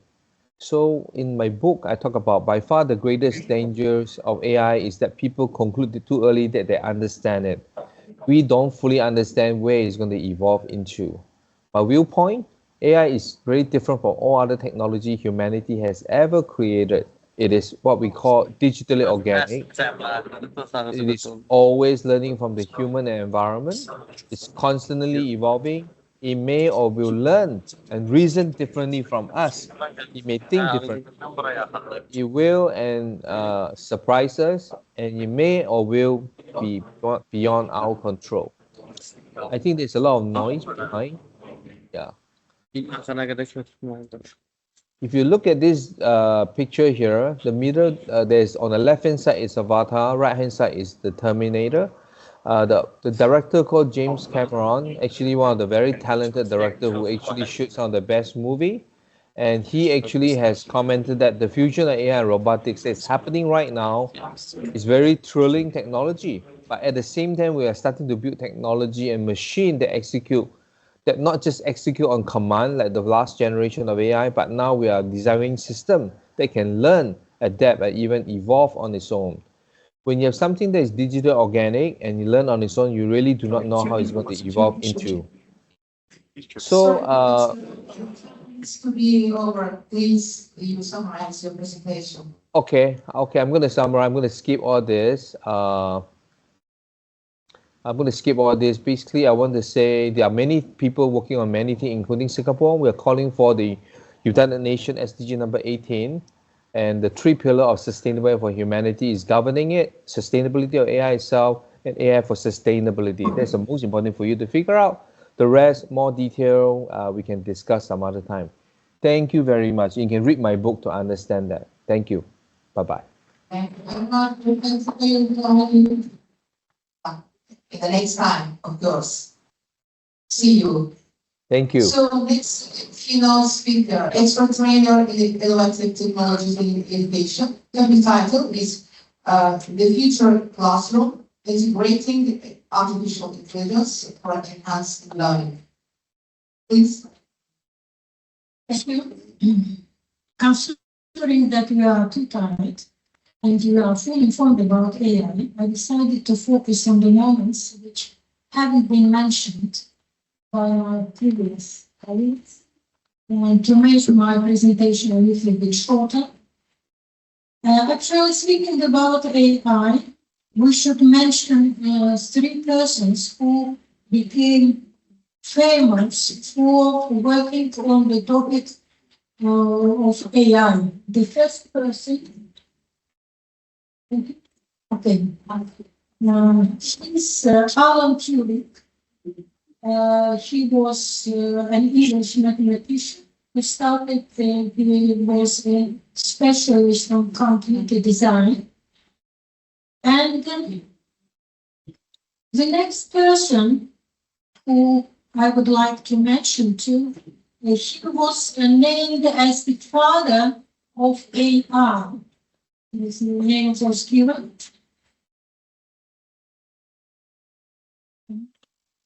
It was John McCarthy. He was also an American computer specialist, and actually he often hailed as father of artificial intelligence. But it will be unfair not to mention the name of our scientist, mathematician, researcher, Zadeh, who became actually he was electrical engineer, researcher, and professor of computer science. Actually, his concept of physiology was proposed by him in 1965. So what was the reason of his suggestion? Actually, possibility of answers from 0 to 1, not only yes and no, For example, in the 21st century, actually, we have such kind of possible answers like agree, not agree, partly agree, and so on and so on. So it gives the chance to assess the level of maybe learning and answering of the students, teachers, makes no difference. So it gives the chance to clarify the deepest of knowledge on each level. We say that AI is necessary because we can change our lives. Okay, we agree with it. And mostly it is in commerce actually, and it's recommended to people in different science. But if we speak what is really gives us AI, it is decision making by analyzing data quickly for a short time, identifying patterns and insights missed by humans, improving efficiency, reducing errors, predicting capabilities, providing real-time analysis, automation, routine tasks, and leading to better outcomes. The next, we say that it is necessary in technology, in industry, and so on. But if you speak about education, is it really necessary in the field of education? We can analyze data amount very fast, identify trends, assess effectiveness of teaching methods, inform curriculum development, improve the quality of education, allow students to learn at their own pace. Actually, when the word pace was widely used in 20th, at the end of 20th century abroad, but we frequently use this word pace in our teaching process, but it is one of the main moments in the process of learning. How integrate AI in curriculum? The first is establish connections, review your curriculum, set new objectives and evaluation criteria, develop and carry out appropriate learning activities, evaluate, iterate, and build. It is necessary. We say that it is necessary for learning and development. So what gives us AI in this field? Employee performance metrics, training history, job descriptions, economic trends, identify skill gaps, and prioritize training efforts. It is AI, it is a technology, and as usual, technology has pros and cons. We spoke much about pros of AI. I'd like to focus on cons of AI. Müsbet ve menfi taraflar. First, it is lack of human creativity, lack of emotional intelligence, encouraging human laziness, not to learn myself, just only tick and find the answer without thinking. Privacy concern, job displacement, it is one of the weak points of use of AI in economics and everyday life. Over-dependence on technology, and so on. So you can read it yourself. So actually, I focus on teaching job. So we are teachers, we need our job, but in some cases, actually, it is necessary to use AI in the process of teaching and learning. So we have 3 points. It is personalized learning.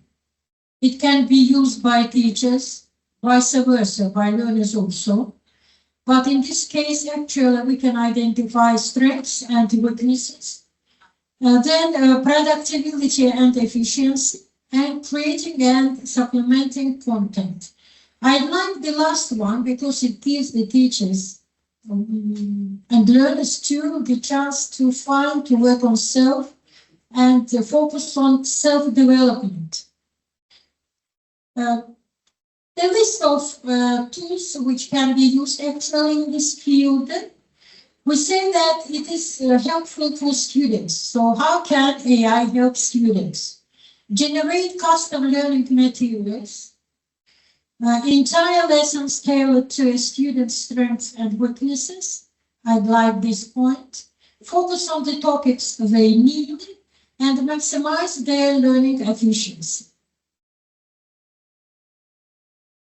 Actually, it is mentioned before, so I'd like just to focus on summarizing. And I'd like you to answer my 3 questions. So, questions for discussion. What is the summary of AI? İmumlaştırıp AI'nin ne olduğunu nice ifade edebilirsiniz? Can AI replace teachers? Suni intellekt müellimi heves edebilir mi? Can AI replace the educational experience? Ve tesirde alınan praktikanı heves edebilir mi? Yoksa yok. Ben isterdim ki bu 3 suala kısa auditorya cevap versin. I'd like you to give the short answer. So yes, no, possible or not possible, actually in the nearest future, to realize these 3 global questions. Can AI replace teaching class? Yes, sure. Can. How is it? Your opinion? Now, I'll give you your point of view, sorry. Yeah. Replace educational experience, or which one? No. That question, which you would like. Can AI replace teachers? Absolutely can.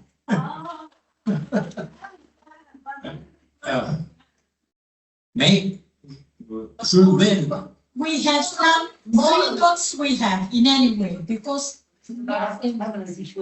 opinion, yes. And what about creativity? Your personal attitude as a teacher? I'm not a teacher, to be honest, but I'm sure Jules Verne, when he wrote his histories, it was at that time unbelievable. After taking some It was imagination and magic situations. and I'm sure all of the 3 questions absolutely can apply. I am very, very sure within a short time. Please believe me. Fix the time, the date, Today, the place, yeah. and we'll return to this question. Maybe after some 10 years, nearest 10 or 5. It's enough more time. Okay. You are saying. Maybe different attitude. What about Okay, so I have a question for Yeah. well, I mean, they can replace the teachers, they can teach you everything a teacher can, right?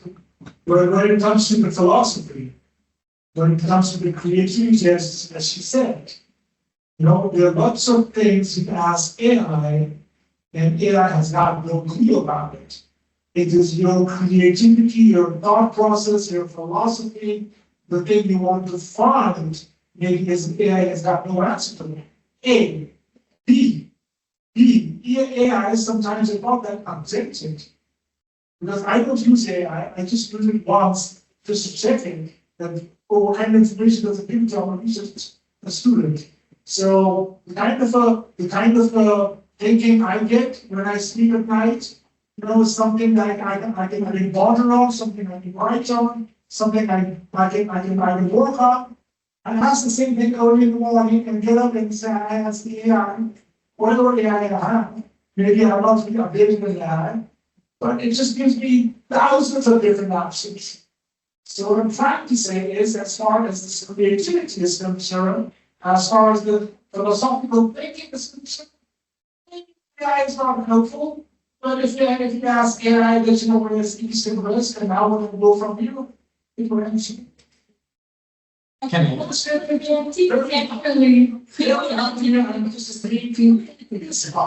Just I'd like to point out one very simple thing.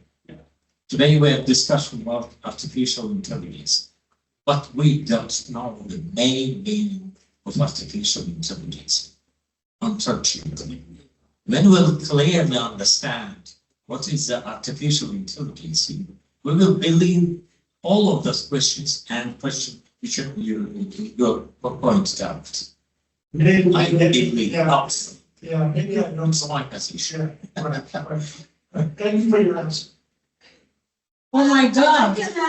I mean, can replace teacher and No, I'm not alone. actually 100% teachers and doctors. Really? Okay. Yes, really. Okay, we'll see, no problem. In this case, please, the answers were given there. Just look through. The answers are given. If you want just only look through the lines, it is the answer which I get asking the question to AI. So the answer was given. So in this case, but in this situation, actually, a little bit tricky answers for the audience. So that's why. No problem, don't worry. Everything will be okay in the nearest future. And just a minute to conclude discussion. Just only read this quote. It is going to be interesting to see how society deals with artificial intelligence, but it will definitely be cool. Cool, it means that who knows what happens. So that's why we believe that everything will be okay. Thank you for attention. Can I add? Thank you for your first question. I want to answer. I think that yes, AI is very nice, is very important, but I think that it has many advantages and at the same time disadvantages. First of all, I think that advantages that like that many teachers has not so much time. It is very important to gain time for teachers. And disadvantages, I think that preschool teachers, how children can be sensible. They must touch, they must communicate. I think that AI cannot replace teachers. Thank you. Thank you. Actually, communicate and collaborate. So this is main two words, which will have as the root of the process of teaching. Thank you very much. Sorry for being.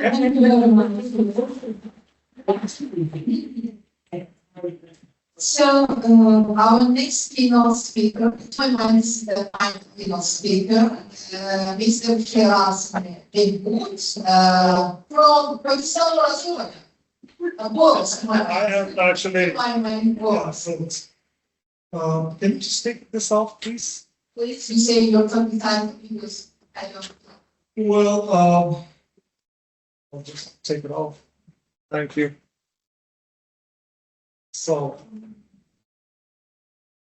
right, so I'm going to be very crisp and quick because everybody's sleeping, so am I. I hardly can open my eyes, but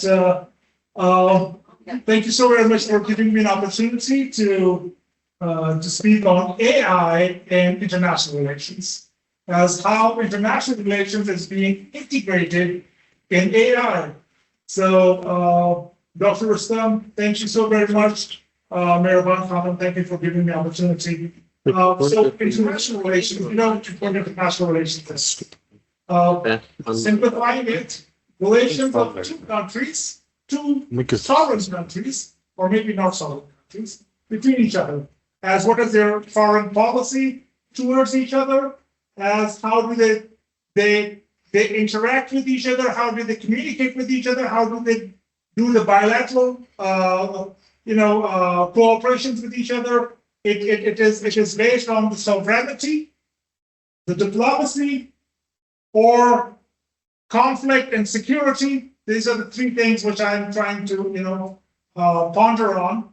But how AI is changing the diplomacy. You know what diplomacy is?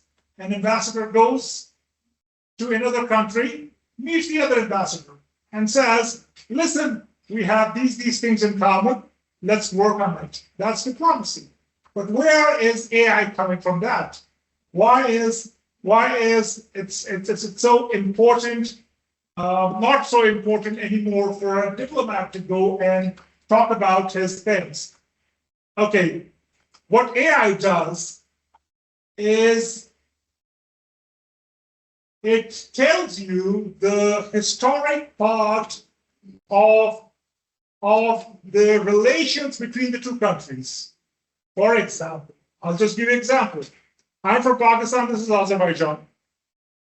If an ambassador of Azerbaijan would go to Pakistan for his diplomacy, AI will tell each and everything as what is the historic relations between the two countries, okay?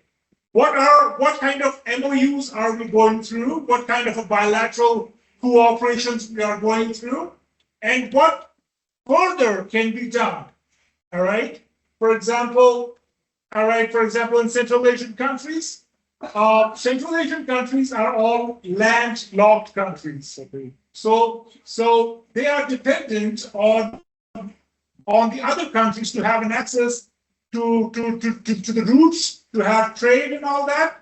So if for example in diplomacy, they do not know that they do not have any kind of relations with Afghanistan. For example, just give me an example. But AI will tell you what are the goods and the bads in Afghanistan right now. What are the consequences if we go into the bilateral trade, or what can happen? You know, Afghanistan is always been a risky country all over. So, you know, AI can tell you all these things, but, and then, you know, conflict and security. Military applications like, for example, drones, AI-driven cyber attacks, and, you know, and other conflict models. For example, if we never had a drone. Now, drones have actually replaced the tanks. That's what I say. In the warfare, there is no tank going on. There is no that, you know, in military, it used to be a tanker or what you call it, infantry. One is infantry and one is armor. That's called armor corps. So armor corps was basically a king of the battlefield. Now the king has been replaced by the small drone, which is AI, obviously. So yeah, you were right. A lot of things, but AI driven. So what it does is, you know, the armor guys are in the barracks, but the drone goes, it does a surveillance, it does the reconnaissance of the place, and comes back. Or if it has ammunition in it, it can fire, it can destroy things.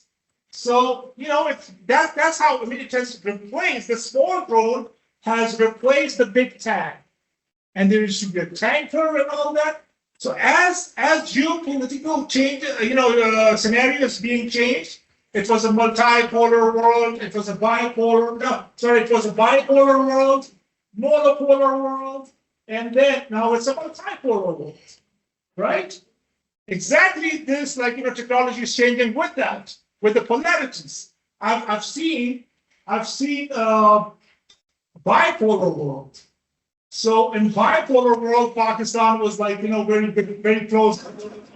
Or okay. So sorry. So yeah. So, all right, 2 minutes. So bipolar world, Pakistan was allied with the West. So there were people who used to come to our houses.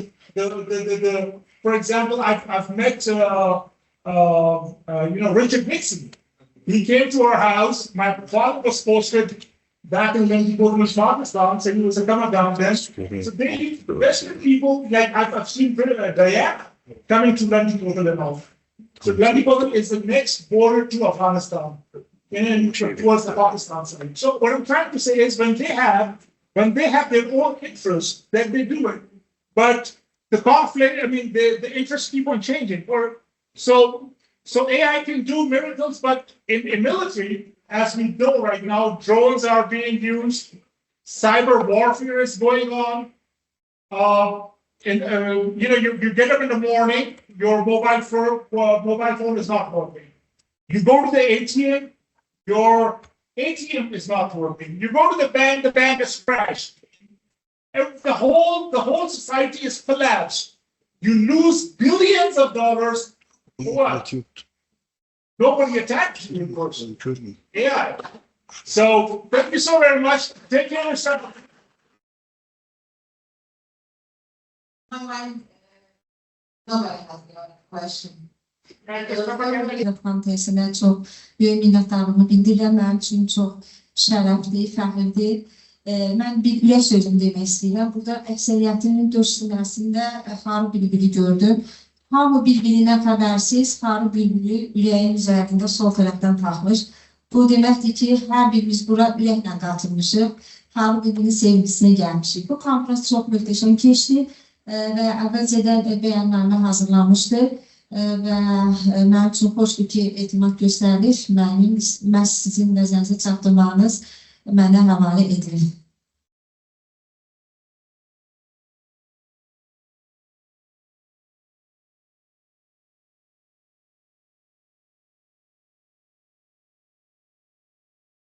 (16 iyun 2025) Şuşa, Azərbaycan hibrid formatda təşkil edilmiş beynəlxalq konferansın bəyannaməsi.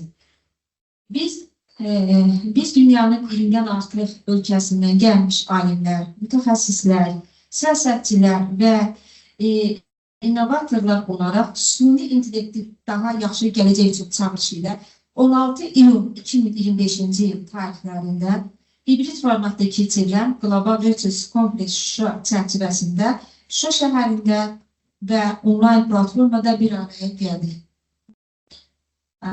Azərbaycanın mədəniyyət paytaxtı olan Şuşada qəbul etdiyimiz bu bəyannamə süni intellektin etik, inklüziv və davamlı inkişafına töhfə vermək məqsədi daşıyır.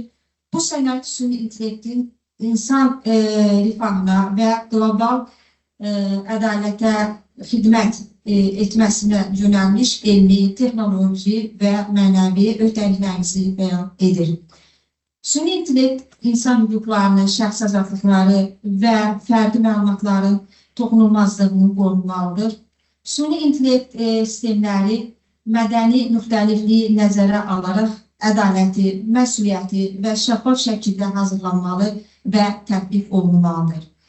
İnsan iradəsi və qərar vermə süni intellekt sistemlərinin əsas mərkəzi olaraq qalmalıdır. Texnologiya insan həyatına dəyər qatmalı, onu əvəz etməməlidir.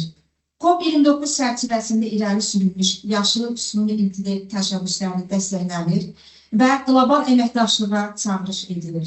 Süni intellekt texnologiyalar iqlim proqnozlaşdırması, enerji səmərəliliyi və təbii ehtiyatların idarəsində fəal tətbiq olunmalıdır. Süni intellekt alətləri BMT-nin Net Zero 2050 strategiyasına inteqrasiya edilməlidir.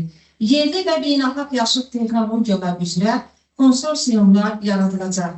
Süni intellekt texnologiyaları vasitəsilə bərabər və inklüziv təhsil imkanları yaradılmalıdır. Süni intellekt Global Research Şuşa mükafat gənc innovator alimləri üçün beynəlxalq platforma olacaq. Global Research Şuşa jurnal süni intellekt təhsil, iqlim və etik sahələrdə elmi nəşrlərin illik platforması kimi fəaliyyət göstərəcək. Təhsil təşəbbüsləri genişləndirməli və süni intellektin ucba bölgələrə çatdırılması təmin olunmalıdır. Süni intellekt təhsil alyans çərçivəsində regional əməkdaşlığı gücləndiriləcəkdir. Karabakh University ilə aşağıdakı sahələr üzrə strateji əməkdaşlıq təşəbbüsləri irəli sürülür. Süni intellekt və Karabakh bərpası mövzusunda birgə tədqiqat platformaları, Karabakh Universitetində etik süni intellekt və texnologiya magistr proqramı yaradılması, süni intellekt sahəsində təcrübə proqramları, Karabakh Süni İntellekt Laboratoriyasına elmi inzibati tərəfdaşlıq, süni intellekt üçün qlobal etik kodeks sənəd hazırlanaraq 2026-cı ildə ictimaiyyətə təqdim olunacaq. Kodeks şəffaflıq, hesabatlılıq, izah olunma, qeyri-diskriminasiya və təhlükəsizlik prinsiplərinə əsaslanmalıdır. Etik tənzimləmə ilə hər bir süni intellekt layihəsinin ayrılmaz hissəsi olmalıdır. Akademik, dövlət və özəl sektor arasında etik nəzarət mexanizmləri qurulmalıdır. Qarabağ regionunun elmi inkişafına iştirak edərək Şuşa Süni İntellekt Laboratoriyası yaradılmalıdır. 2026-cı ildən konferans Bakı, Şamaxı, İstanbul, Singapur, Daşkent, Kuala Lumpur və Qahirədə virtual və hibrid formada keçiriləcəkdir. Şuşa bəyənilməsi süni intellektin humanizmə və davamlı inkişafa xidmət etməsi üçün qlobal elmi çağırış sənədidir. Şuşa elmi forumlar platforması yaradılacaq, texnologiya, təhsil və etik sahədə strateji əməkdaşlıq üçün Azərbaycan Respublikasının Rəqəmsal İnkişaf və Nəqliyyat Nazirliyi və onun tabeliyindəki Rəqəmsal İnkişaf Agentliyi ilə strateji tərəfdaşlıq və rəqəmsal transformasiya üzrə əməkdaşlıq genişləndiriləcək. Global Research Şuşa platforması süni intellekt, təhsil, texnologiya və etika ilə yanaşı davamlı turizm, mədəni irsin qorunması və ağıllı turizm texnologiyalarının tətbiqi istiqamətində də təşəbbüsləri dəstəkləyir. Gələcək tədbirlərdə Şuşanın turizm potensialının elmi və texnoloji əsaslarla inkişaf etdirilməsi əsas istiqamətlərdən biri kimi qəbul olunur. Süni intellektin ictimai və mədəni sahələrdə geniş miqyasda təbliği üçün informasiya platformaları, sərgilər, interaktiv tədbirlər və yerli maarifləndirmə kampaniyaları həyata keçiriləcək. Süni intellekt vasitəsilə dünyada cəmiyyətkarlığa qarşı səmərəli mübarizəni təşkil edib, hətta mövcud cəmiyyət və arasında hüquqa uyğun davranışa nəzarət mexanizmi yaradılmalıdır. Qəbul tarixi 16 iyun 2025-ci il Şuşa, Azərbaycan və virtual.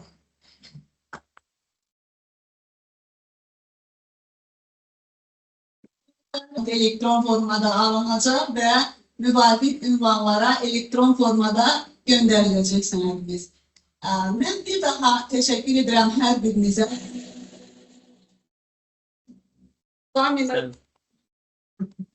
Demək, Bakı Üniversitetinin komandasına, Gəncə Dövlət Üniversitetinin komandasına, Qanun və İdarəçilik Akademiyasının komandasına, Vaqif müəllimin komandasına şəxsən minnətdarım. Radyosu Mustafa Akbulu'da, Naxçıvandan gəlmiş Naxçıvan Dövlət Üniversitetinin nümayəndəsi Vəzir Arzu Məmmədova, Hədicə Akyüz və Daşqın Akyüz cütlüklərinə, onlar birlikdə gəldilər. Daha sonra Fizika İnstitutu bizim tərəfdaşımız olaraq iştirak edir. Onlardan 4 mücadələrimizdadır. Altan müəllim, Ayten xanım, Suma xanım və çox sevimli Rüstəm müəllim. Hər birinizin ailələrində minnətdarım. Kimsə çəkilmir. Bizim qonağımız Tərvin xanım təşrif buyurmuş bura. Pek olmasına baxmayaraq pek gəlmiş buraya Ağdamdan. Minnətdaram, var olun hər biriniz. Ayten xanım, Xədicə xanım, Aliyə xanım, Güneş xanım Kürdəmirdən gəlmiş. Bizim endokrinolog xanımımız var burada, Səbinə xanım. Oradan da Meliha xanım, Ayten xanım, Zadeh xanım, Layla xanım hər birimiz adını çəkmədiklərini hesab etsinlər. Və Xalid Bey də var burada startup olaraq. Bizim aramızdadır. İradə xanım həmçinin, Arifə xanım bizim demək olar ki, bütün tədbirlərimizdə nömrə birdir. Həmişə də belə olmasını arzu edirəm. Və xülasə olaraq bildirmək istəyirəm ki, sizin fikirlərinizin hər birində həqiqət var idi və biz elə bəyannaməni sizin fikirlərinizdən çıxan nəticələri fərz edib də hazırladıq. Kimsə biri süni intellekt müəllimi əvəz edəcək, kimsə bununla razılaşmadı. Gəlin bunu zamana bıraxaq. Amma biraz analiz eləsək, artıq süni intellekt müəllimləri və həkimləri müəyyən qədər əvəz etmişdir. Və bunu biz gündəlik həyatımızda görürük. Sizi çox incitməyim, bilirəm həm Mövzumun isə tarixi memarlıq abidələri ilə bağlı olmasının əsas səbəbi odur ki, özüm təsvirincə sənət kafedrasında işləyirəm. Vətən müharibəsinin qələbəsi nəticəsində Qarabağ torpaqlarındakı tarixi memarlıq abidələri öz azadlığına qovuşan əsas məqsədi milli prioritet azad olunmuş ərazilərin bərpasıdır. Qələbədən sonra Qarabağda ilkin işlərdən biri də məhz tarixi memarlıq abidələrinin bərpası olmuşdur. Tarixi memarlıq abidələrinin yenidən bərpa olunmasında süni intellektin rolu böyükdür. Bu texnologiya abidələrin əvvəlki vəziyyətinin təhlili, vizual rekonstruksiyaların yaradılması, bərpa prosesinin sürətləndirilməsi, uyğun materialların seçimi və qorunması kimi bir çox sahədə tətbiq oluna bilər. Bunun üçün tarixi memarlıq abidələri haqqında əsaslı tədqiqat aparılmalı. Məqsəd birbaşa memarlıq abidələrinin yeni memarlıq abidələri haqqında əsaslı tədqiqat apararaq texnologiyalar əsasında yenidən bərpa işlərinin aparılması olmalıdır. Süni intellekt bərpa layihələrinin optimallaşdırılması sahəsində əhəmiyyətli dərəcədə köməklik göstərə bilər. Bu istiqamətdə süni intellekt memarlıq abidələrinin həm zədələnmiş hissələrinin düzgün bərpasını, həm də abidələrin gələcəkdə qorunmasını və davamlı monitorinqini təşkil edə bilər. Nəticədə süni intellekt bu abidələrin mədəni irs olaraq qorunmasında və bərpa prosesinin effektivliyində əvəzsiz bir vasitə kimi çıxış etmiş olar. İşğal altında olduğu dövrdə Qarabağı işğal etməklə gözü doymayan mənfur düşmən ərazidəki qurulu tikililəri, muzeyləri, tarixi memarlıq abidələrini söhməklə qalmamış, həmçinin talayıb daşımışlar. Təsdiq olunmuş tarixi faktlara görə müharibə dövründə 500 tarixi memarlıq abidəsi, 100-dən çox arxeoloji abidə, minlərcə əsərin qorunduğu 22 muzey, 4 rəsm sərgisi, 4,6 milyon kitab və əlyazma saxlanan 927 kitabxana, 85 incəsənət məktəbi, 20 mədəniyyət sarayı, 4 dövlət teatrı qismən və ya tamamilə məhv edilmişdir. İşğaldan azad olunduqdan sonra Qarabağın mədəni irsinin qorunması və təbliği istiqamətində bir neçə qanun və dövlət proqramları qəbul olunmuşdur. Bu qanun və proqramlardan biri də 19 mart 2025-ci il tarixində Azərbaycan Respublikasının prezidenti İlham Əliyevin təsdiq etdiyi 2025-2028-ci illər üçün süni intellekt strategiyasıdır. Və bu sərəncamı rəhbər tutaraq Azərbaycan Respublikasında süni intellektin inkişafını sürətləndirmək, bu sahədə tədqiqatların aparılmasını təşviq etmək, süni intellekt üzrə informasiya texnologiyalarının və onların idarə edilməsi mexanizmlərinin təkmilləşdirilməsini, infrastrukturun əlçatanlığını təmin etmək, habelə ixtisaslı kadr potensialını gücləndirmək məqsədi ilə qərar təsdiq olunmuşdur. Tədqiqatımızın metodikasında bir çox nüanslara toxunmuşam, lakin mən sizin vaxtınızı çoxalmaq istəmirəm. Burada bəzi nüanslara toxunmaq istəyirəm. Məsələn, azad olunmuş ərazilərdə bərpa olunan digər memarlıq abidələrinə, məsələn, Yuxarı Gövhərağa məscidini və ya həm də buna Şuşa məscidi deyirlər. Məscid 2021-ci ilin sonlarından başlayaraq təmir işləri nəticəsində bərpa edilmişdir. Məscidin Şuşa şəhərindən Bakıya gətirilmiş sal qaya parçalarının emalatxanada pəncərə haşiyələrinin daş kəsimi və fiqur hazırlanması işləri aparılıb, dam örtüyü qurulub və s. Bu kimi bütün təmir işləri tamamlanaraq istifadəyə verilmişdir. Bundan başqa Prezident İlham Əliyevin 2022-ci il 14 mart tarixli sərəncamı əsasında Xurşudbanu Natəvanın 190 illik yubileyi münasibəti ilə baxın, bax bu şəkillərdə bu köhnə kadrlardır ki, bunlar olublar hardasa 1992-ci ildə deməli İrandan bir fotoqraf gedib Xurşudbanu Natəvanın həmin bu qəbir üstü məbədini görəndən sonra dəhşətə gəlibdir ki, bəs müharibədən sonra onu niyə bu vəziyyətə salıb? Təsəvvür edin ki, sümükləri qəbirdən çıxardıblar. Baxın bu şəkillər həmin fotoqrafın Instagram səhifəsindən götürmüşəm.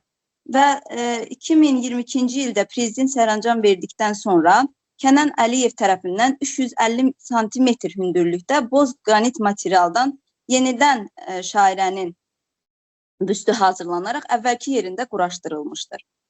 Daha sonra Azərbaycan böyük sənətkarı Üzeyir Hacıbəylinin, Xurşudbanu Natəvanın və Bülbülün heykəllərinin yenidən öz yurduna qaytaran vətən oğulları ilə və bütün dünyaya səs salan prezidentimizlə qürur duyuruq.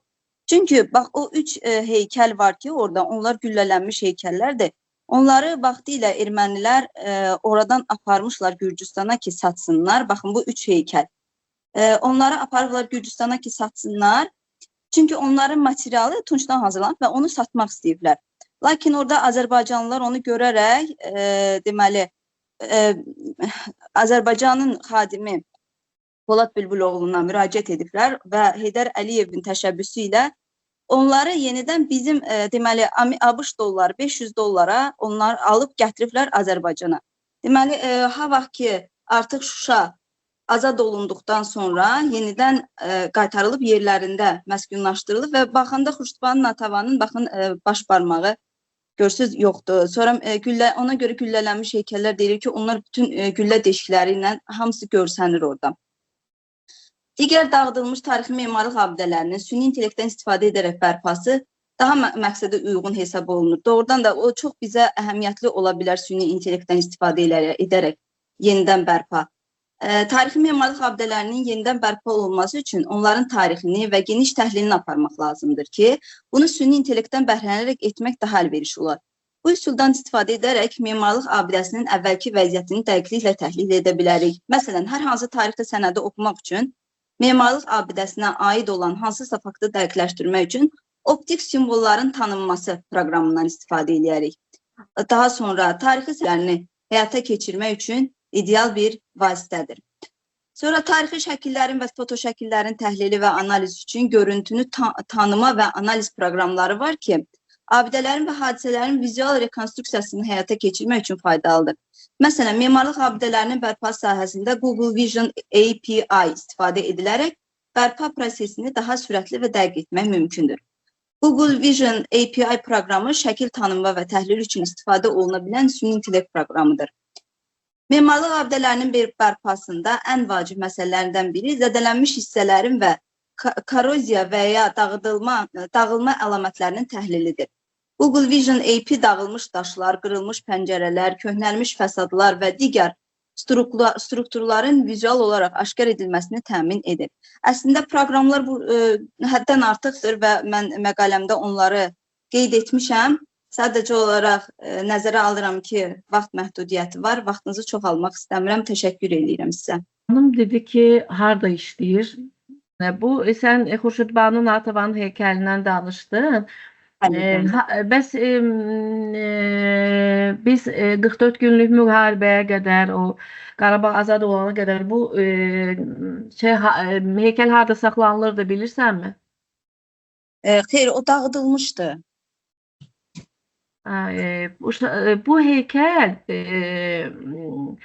Bülbülün heykəli, bir də Üzeyir Hacıbayevin heykəli. Bunlar İncəsənət Muzeyinin həyətində idilər, illərdir. Bəli, onlar üç dənə heykəl, üçü də güllələrlə güllələnmiş vəziyyətdə. Yəni, sən araşdırmışsan, ona görə soruşdum. Yəni, hər tərəfə biz keçəndə, sən Gəncədə sən görmürsən, amma Bakıda biz onu hər dəfə Azdefdən keçəndə, Baksovetdən daha doğrusu keçəndə biz o heykəlləri görürdük. Yəni, istəsən bunu da gec deyilsə əlavə eləyə bilərsən. Bir də sən çox proqramların adı sadaladı, Rugiya, maraqlı proqramlar. Sən onların hansında işləyə bilirsən? Şairənin, hətta o İranlı fotoqraf da deyibdi ki, bu necə vəhşilikdir ki, insan necə bilir, sizin nəyinizə lazımdır şairənin sümükləri? Amma o üç heykəlin, bəli, Gürcüstandan alıb Bakıya gətirilməsində Heydər Əliyevin böyük təşəbbüsü olub və onlar tamamilə Şuşa qayıdandan sonra yerinə qaytarılana qədər Bakıda qalıb və mədəniyyət sarayıdır mı, nə idi, yadımdan çıxır. İncəsənət Muzeyidir. İncəsənət Muzeyinin həyətində idi. Saxlanılır, bəli. İki də yanlış. Rugiya, sən indi prezentasiya hazırlamışdın və məqalə vermişsən. Sən burada süni intellektdən nəyə istifadə eləmişsən? Nəsə elə bir mən görmədim orada süni intellektdən istifadə elədiyim bir məlumatı bizə verəsən. Ancaq ədəbiyyat materialı kimi verdin ki, nə var, nə yox, nə ilə işləmək olar. Özün bir şey eləməmsən ki, süni intellektlə? Mən sadəcə olaraq gedib oktyabr ayında Şuşada bu abidələri baxmışam, araşdırmışam. Amma mən arxeolog kimi nətər deyim, inşaat işindən əlaqəli o barədə heç bir iş görə bilmərəm axı. Sadəcə olaraq mən... İnşaat işindən bağlı yox, öz işindən bağlı. Təsviri incəsənətlə bağlı mən soruşuram. Bağlı sadəcə mən ən çox boya ilə məşğul olduğum üçün mən ən çox Midjourney'dən istifadə eləmişəm. Bu proqramları sadəcə araşdırmışam ki, memarlıq abidələrində hansı proqramlardan istifadə eləmək olar. Sadəcə bu barədə Yəni araşdırma. tövsiyə kimi deyirəm, yəni ki, bu prezentasiyan üçündə və qalən üçündə elə işlədiyin bir proqramda özün də bir iş görsəydin, yəni daha yaxşı jurnalda, daha nətər deyim, mötəbər bir jurnallarda sən məqaləni çap elətdirə bilərdin. Bu da bizim Qarabağın, qələbəmizin təbiidir ki, təbliği üçün çox yaxşı bir nümunə olar. Bu qədər. Etmişəm müəllimə bir neçə, inanın ki, bir dəfə oktyabr ayında Qarabağda gəzməklə, inanın ki, bəlkə o sahədə 5 məqalə vermişəm. Onun ikisi xarici jurnalda olub, üçü materialı olub. Və baxaq drive'ımıza. Əgər göndərmişsinizsə burada olacaq. O, birincidir həm də. Konferans iştirakçıları, əziz həmkarlar, siz məni səsimi eşidir və normal görürsünüz? Bəli, bəli, hər şey qaydasındadır. Sizləri salamlayıram. Mən Azərbaycan Dövlət Pedaqoji Universitetinin müəllimi Afət Məmmədova. Bugün sizə təqdim edəcəyim mövzu musiqi təhsilində ənənəvi və rəqəmsal metodların sintezi adlanır. Mövzu müasir təhsil sahəsinin qovşağında yer alır və həm musiqi təlimində keyfiyyətin artırılması, həm də texnologiyanın rolu baxımından bu aktualdır. Bu tədqiqatda əsas məqsəd musiqi təhsilində əsrlərlə tətbiq olunan ənənəvi yanaşmalarla bugün artıq tədrisin bir parçasına çevrilmiş rəqəmsal texnologiyaların, xüsusilə də süni intellektin sintezini təhlil etmək və qarşılıqlı üstünlüklərini ortaya qoymaqdan ibarətdir. Ənənəvi musiqi təhsili çox zəngin və köklü bir sistemdir. Əsrlər boyu bu təhsil forması əsasən müəllim və tələbə arasında canlı, birgə əlaqəyə əsaslanıb. Tələbənin texniki, nəzəri və emosional bacarıqları müəllimin bilavasitə müşahidəsi və təlimi ilə inkişaf etdirilib. Məsələn, fortepiano və ya skripka dərslərində müəllim şagirdin barmaq texnikasına, bədən duruşuna, ifa tempinə diqqət edir. Lazım gəldikdə isə dərhal müdaxilə edir. Bu yalnız texniki bacarıqların deyil, eyni zamanda emosional və bədii ifadənin inkişafına səbəb olur. Ənənəvi dərslərdə müəllimin rolu təkcə öyrədən deyil, həm də müşahidəçi, bədii rəhbər, psixoloji dəstəkçi kimi çıxış etməkdən ibarətdir. Məsələn, tələbənin musiqi əsərini öz duyğusu ilə təqdim etməsi, musiqinin daxili mənasını anlamaq bacarığı müəllimlə birlikdə formalaşır. Burada həm şifahi təlim, canlı ifalar, birgə ansambl məşqləri, ritm tapşırıqları və emosional ötürmə əsas yer tutur. Bu sistemin əsas gücü də insani ünsiyyətin təlimə verdiyi keyfiyyətdən ibarətdir. Lakin müasir dövrdə texnologiya, xüsusilə də süni intellekt təhsilin bütün sahələrində olduğu kimi musiqi təhsilində də yeni imkanlar yaratmışdır. Rəqəmsal musiqi təhsili yalnız onlayn videolardan ibarət deyil, bu sahəyə adaptiv proqramlar, real vaxtda analiz sistemləri, fərdiləşmiş öyrənmə mühitləri daxil olur. Misal olaraq, Musician, Simple Piano proqramları tələbənin ifasını canlı olaraq dinləyir, analiz edir və dərhal geri dönmə imkanı əldə edir. MuseScore, NoteFlight, ScoreCloud kimi proqramlar not yazımı və tərtibatını öyrədir. Eyni zamanda EVA kimi süni intellekt əsaslı sistemlər də musiqi bəstələməyə kömək göstərir ki, bəzi hallarda da bu musiqi müəllimlərinə bir növ ilham olur. Bütün bunlar musiqi öyrənməsi daha əlçatan, çevik və fərdiləşdirilmiş edir. Xüsusilə də regionlarda yaşayan, müəllimlə fiziki təmas imkanına malik olmayan tələbələr bu texnologiyalar onlar üçün bir fürsətə çevrilmişdir. Lakin bu texnoloji üstünlüklərlə yanaşı bir sıra çətinliklər də var. Hansı ki, süni intellekt bir çox şeyi hesablaya bilər, amma o hələ duyğu hiss etmir. O tələbənin əsəri necə hiss edərək ifa etdiyini anlaya bilmir. Məsələn, Beethovenin sonatasında hansı emosional vurğunu ifadə etmək lazım olduğunu, dinləyiciyə hansı hissi ötürmək lazım olduğunu yalnız müəllim bunu şagirdə, tələbəyə izah edə bilər. Üstəlik, bəzi proqramlar yalnız tempi, ritmi və not dəqiqliyini əsas götürür, lakin ifadə və interpretasiya bacarıqlarını qiymətləndirmir. Eyni zamanda Bəzi texnoloji vasitələr yüksək keyfiyyətli avadanlıqlar tələb edir ki, bu da bütün tələbələr üçün əlçatan olmaya bilər. Bu səbəbdən ən yaxşı model süni intellektin texniki dəstəyini müəllimin bədii və pedaqoji rəhbərliyi ilə birləşdirməkdən ibarətdir. Burada göründüyü kimi cədvəldə ənənəvi musiqi təhsili və rəqəmsal musiqi təhsili süni intellekt əsaslı təhsildə onların ikisinin də müsbət və mənfi cəhətləri göstərilib, ən çox da müsbət müqayisəsi verilib. Ənənəvi musiqi təhsildə əsas yəni canlı ünsiyyət, emosional bağlılıq, müəllimin təcrübəsi bunlar əsas götürülür. Rəqəmsal musiqi təhsil və süni intellektdə isə vaxt məhdudiyyəti, yəni ki, yoxdur. Əlçatanlıq, çeviklik daha ön plandadır. Virtual və avtomatlaşdırılmış təlim. Hər iki sistemin göründüyü kimi üstünlükləri var, amma onların birlikdə istifadəsi daha balanslı təhsil təqdim edir. Bəs bu sintezi necə daha effektiv edə bilərik? Bu süni intellektin alətləri tədris proqramlarına daxil edilməlidir. Hansı ki, universitet və məktəblərdə bu texnologiyaların istifadəsi təşviq olunmalıdır. Müəllimlər üçün təlimlər təşkil edilməlidir ki, musiqi müəllimləri bu proqramlardan istifadə etməyi öyrənməlidir və tələbələri bu yöndə düzgün yönləndirə bilməlidirlər. Etik və məlumat məxfiliyi məsələlərinə diqqət edilməlidir. Tələbələrin şəxsi məlumatları təhlükəsiz saxlanılmalı, düzgün istifadə olunmalıdır. Əlçatanlıq məsələsi isə bütün regionlarda və sosial təbəqələrdə tələbələrə bu texnologiyaları əldə etmək imkanı verilməlidir. Nəticə olaraq deyə bilərəm ki, texnologiya sürətli dəyişsə də, ənənəvi musiqi təhsilinin ruhu hələ də qalır və ruhun qorunması vacibdir. Ən ideal yol isə bu iki sistemi rəqib kimi deyil, tərəfdaş kimi görməkdir. Ənənəvi tədris bizə musiqinin bədii dəyərini, duyğusunu və ruhunu öyrədir. Rəqəmsal texnologiyalar isə bu tədrisi daha çevik və sistemli hala gətirir. Bu sintezlə biz yeni bir pedaqoji model yarada bilərik, hansı ki, həm texniki, həm də bədii cəhətdən güclü musiqiçi formalaşdıran bir modeldən söhbət gedə bilər. Bu qədər. Vaxtınızı çox almıram. Çox sağ olun. Dinlədiyiniz üçün təşəkkür edirəm. Buyurun. Biz sizə təşəkkür edirik maraqlı təqdimatınız üçün. Mən sizin bir cümlənizlə razılaşmaq istəyirəm. Siz qeyd elədiniz ki, süni intellektin imkanlarını müəllim öz bacarıqlarına inteqrasiya etməlidir. Nəinki müəllim, elə həkim də bunu etməlidir, digər peşə sahibi də bunu etməlidir. Əks halda edə bilməyəcəksə əgər, demək ki, işi ilə sağollaşmaq məcburiyyətində qalacaq. Ona görə də bütün sahələr süni intellektin imkanlarını öz bacarıqlarına məch etməli, yəni uyğunlaşdırmağı bacarmalıdır. Buyurun.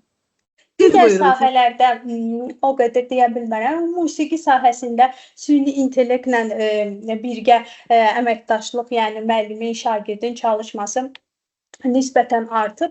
Amma yəni bizdə əsas musiqi sahəsində elədir ki, vurğuladığım kimi hissiyyat, hissin ötürülməsi bu əsas ön planda olduğuna görə, yəni ki, əsas bizdə müəllim götürülür.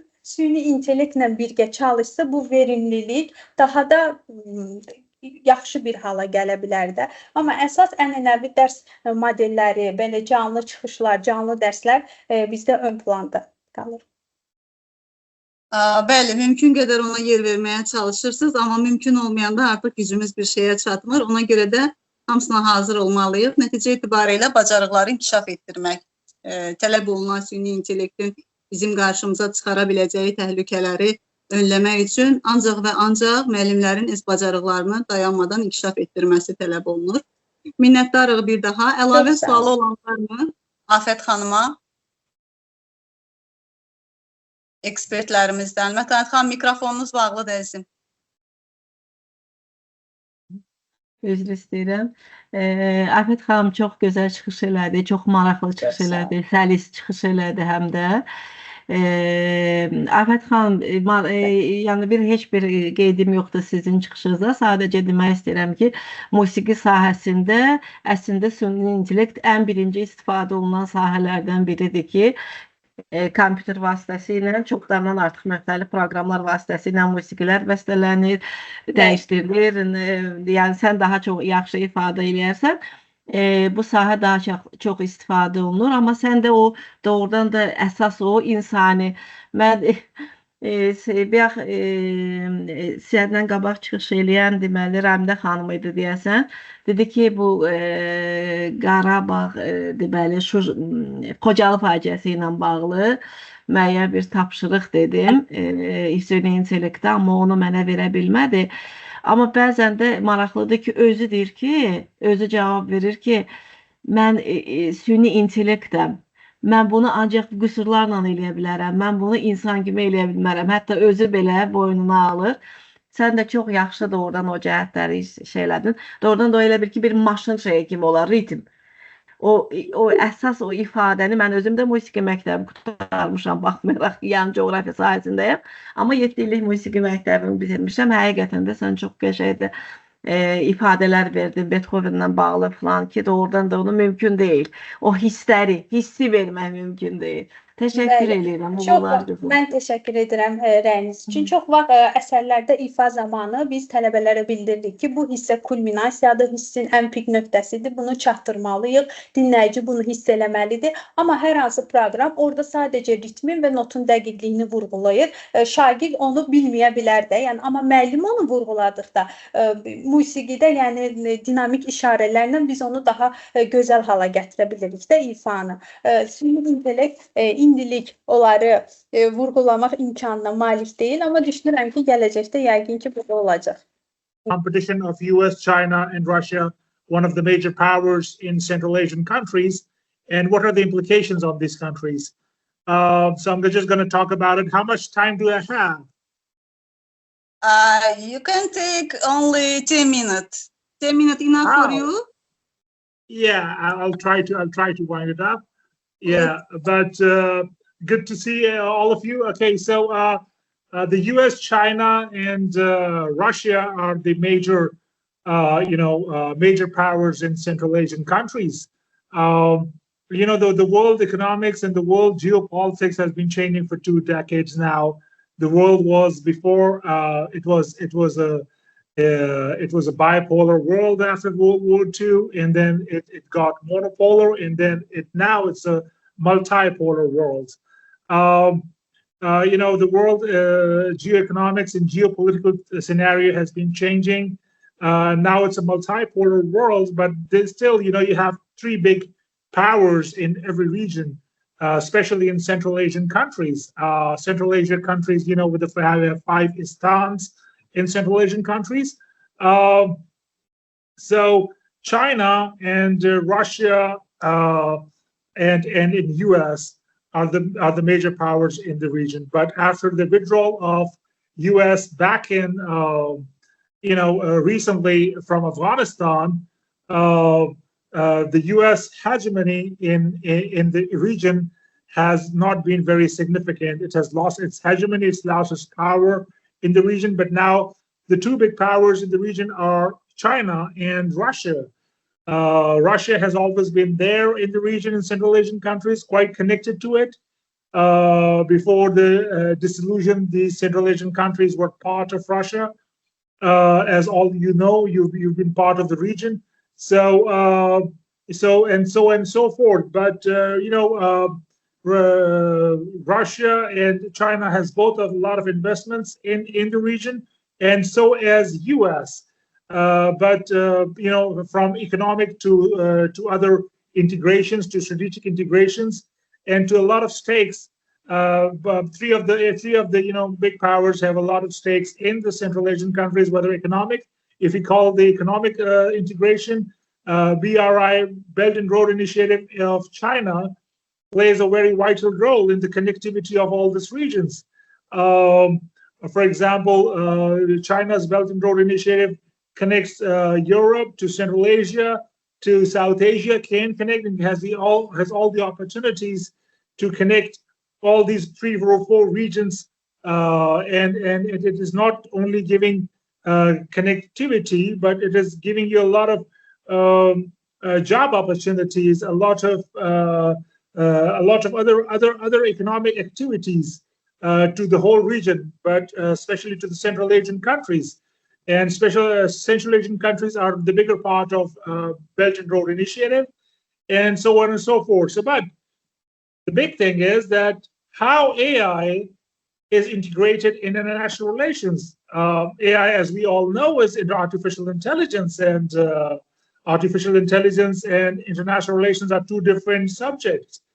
But the modern technology, the modern warfare are we seeing right now all around the world is dependent on AI. For example, even if you take an example of modern warfare, AI is there. So I would just like to, this was just a brief, what do you call it, background to whatever I'm going to try it, emphasize on 5-6 more minutes. In 24th century, the international relations is basically has reshaped by artificial intelligence, which is not only revolutionizing the tools, but also the diplomacy, military strategy, and sovereignty of the country. So for how does it affect? For example, I'll just give you an example of diplomacy. Diplomacy is just the two ambassadors of two different countries. They sit together and talk about international relations as what is good for their countries and what possible things they can come up with.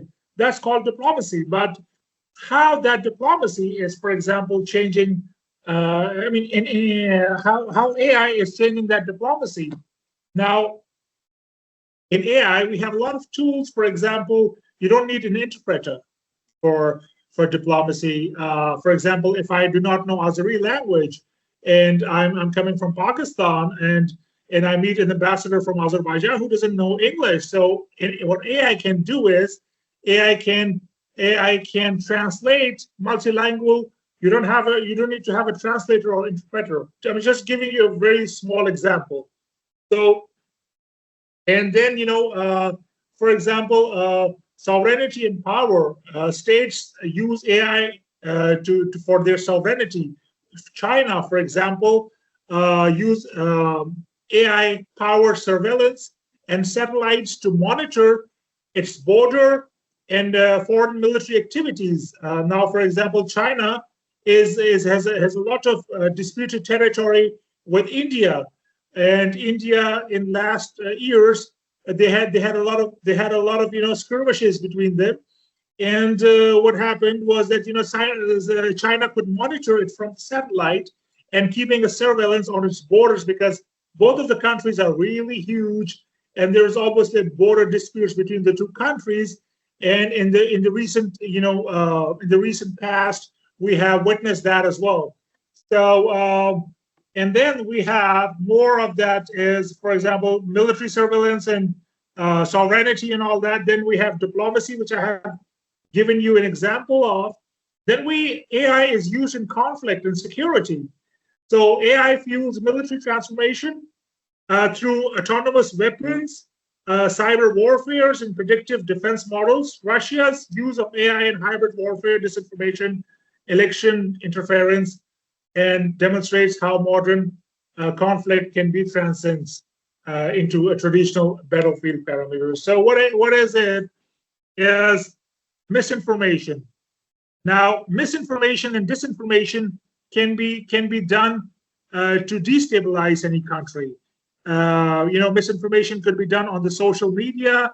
It could be done on the other media platforms. It could be done on a lot of other things. So misinformation and disinformation can actually harm the other country, the other country's narrative. So AI is used to that. They make deep fake videos. They can make a lot of fake things, which people can get it, which people would even buy it. All those people who do not have a very deep thinking, do not understand the very technology. So a common man can obviously go to the wrong side by all this disinformation and all that. So AI is used to change the narratives of the country without invading them. It could be and then AI is used in the cybersecurity. For example, one morning you get up and you don't know your ATM card is not working, your electricity is not working, the trains are at halt, and you're totally jammed. Nobody invaded you. no boots on the ground. Nothing has been done, but you know, your AI has ruined your life. AI has brought the life to the halt. So you know that kind of things are used in AI. It's one of the one of the forms of cybersecurity, right? So and then what else do we have? Okay, then we have great power rivalries. United States, through a program like Project Maven and Joint AI Center, US integrates AI into ISR, Intelligence Service Reconnaissance, okay, autonomous systems and battlefield logistics. Now, what is intelligence? Intelligence is when you get a data, keeping it secret from the other country, and get all the information of that very country is called intelligence. It's just in the simple words I'm putting it in so to make you understand. So, and what is surveillance? Surveillance and reconnaissance is almost the same thing. When you want to attack a place, you need to see the geography, the logistics, the demographies of that very place where you want to attack or something. So that is called surveillance or reconnaissance. So in old times, the reconnaissance was done, but the military forces used to go on the ground, do the reconnaissance without you know, letting other people, other countries know, and come back. But now with AI, the surveillance and reconnaissance part, which is the major part of any military planning. You cannot do any military planning without reconnaissance. So you know, so these things and so on and so forth. So and then we have a lot of, you know, algorithm warfare. That I don't want to. Why I'm trying to discuss this warfare tools is because the country, the whole world is right now in the war. Okay, so we have a Ukraine war going on. We have this Iran thing that's going on. We have a lot of things in Middle East going on. So the world is at the war. So what I'm trying to emphasize on the war equipment and all that, to make you understand it, how AI is actually helping all these warfares without people going on the ground as such. No boots on the ground, but people are, you know, the countries are actually at the war. So we have, for example, if we talk about geostrategic pressures, China exports AI infrastructure via Belt and Road Initiative and the Digital Silk Route. So Belt and Road Initiative is BRI, is one of the biggest initiatives China has in the Central Asian countries. So how Central Asian countries would have an implication on these things? First would be geostrategic implications, would be geostrategic pressures, right? Russia integrates AI tools into regional security master partnerships, and then US pushes for digital governance reforms and limits the Chinese tech influence, etc., right? And then we have security and cyber risk. Surveillance tech installed by Chinese firms could embed long-term dependencies. AI tool from foreign partners may carry backdoor vulnerabilities or influence domestic decision-making, and so on and so forth. Then we have digital sovereignty and policy challenges. Uzbekistan's, for example, AI regulatory framework, which was formed in April 2025, marks up the a step towards the digital self-determination. And then we have public-private tech entanglement, such as Huawei, which is a Chinese firm, and Russian cybersecurity firms raise concerns over autonomy. So, and then we have a lot of things. For example, okay, I will just not go in the details, but I will just try to conclude. Artificial intelligence is not transforming the technology, but it is basically redefining the international relations in this new era, which includes sovereignty, which includes digital frontiers, and a lot of other algorithms. Central Asia, due to its geography and connectivity, must craft a careful and a forward-looking strategy to benefit AI's opportunities, which can safeguard its autonomy. The big powers are there, so it can always get the benefit out of it. AI should be governed by ethics, transparency, and international cooperation. The responsibility lies with both the great powers and the smaller states to prevent a descent into AI-fueled instability. In the end, the human element, which is wisdom, diplomacy, values, remain the indispensable for navigating a world that can be transformed by machines. Thank you so very much. Thank you, Shira. Thank you for your interesting presentation. And I want to say your reading is perfect. Я слышу вас. Good вечер. Добрый вечер, добрый вечер. Ахшамас хейр, ханымlar ve janaplar. Добрый вечер, дамы и господа. Во-первых, хочу поблагодарить Мейрабан ханым и руководство за предоставленную возможность участия в международной конференции, посвященной очень интересной теме искусственного интеллекта. Тема называется «Современное состояние и этапы развития искусственного интеллекта в сфере права». Мейрабан ханым, у меня презентация была. Если есть возможность, можете показать? Yes, it is possible. Just 1 minute. Give me 1 minute. Извините, в 2005 году. Чтобы подчеркнуть отличие этой области от науки, которую Норберт Вейнер назвал, этот термин был введен в научный оборот американским ученым Джоном Маккарти в 1955 году. И чтобы подчеркнуть отличие этой области от науки, которую, значит, этот Норберт Вейнер называл кибернетикой, и является это синонимом этого понятия, также является машинный интеллект. В 1950 году известный британский ученый в области математической логики Алан Тьюринг, он опубликовал в журнале статью, значит, под названием «Может ли машина мыслить?». Суть этого, значит, статью теста Тьюринга, значит, «Может ли машина мыслить?». И суть этого теста заключалась в следующем. С логической точки зрения машина может...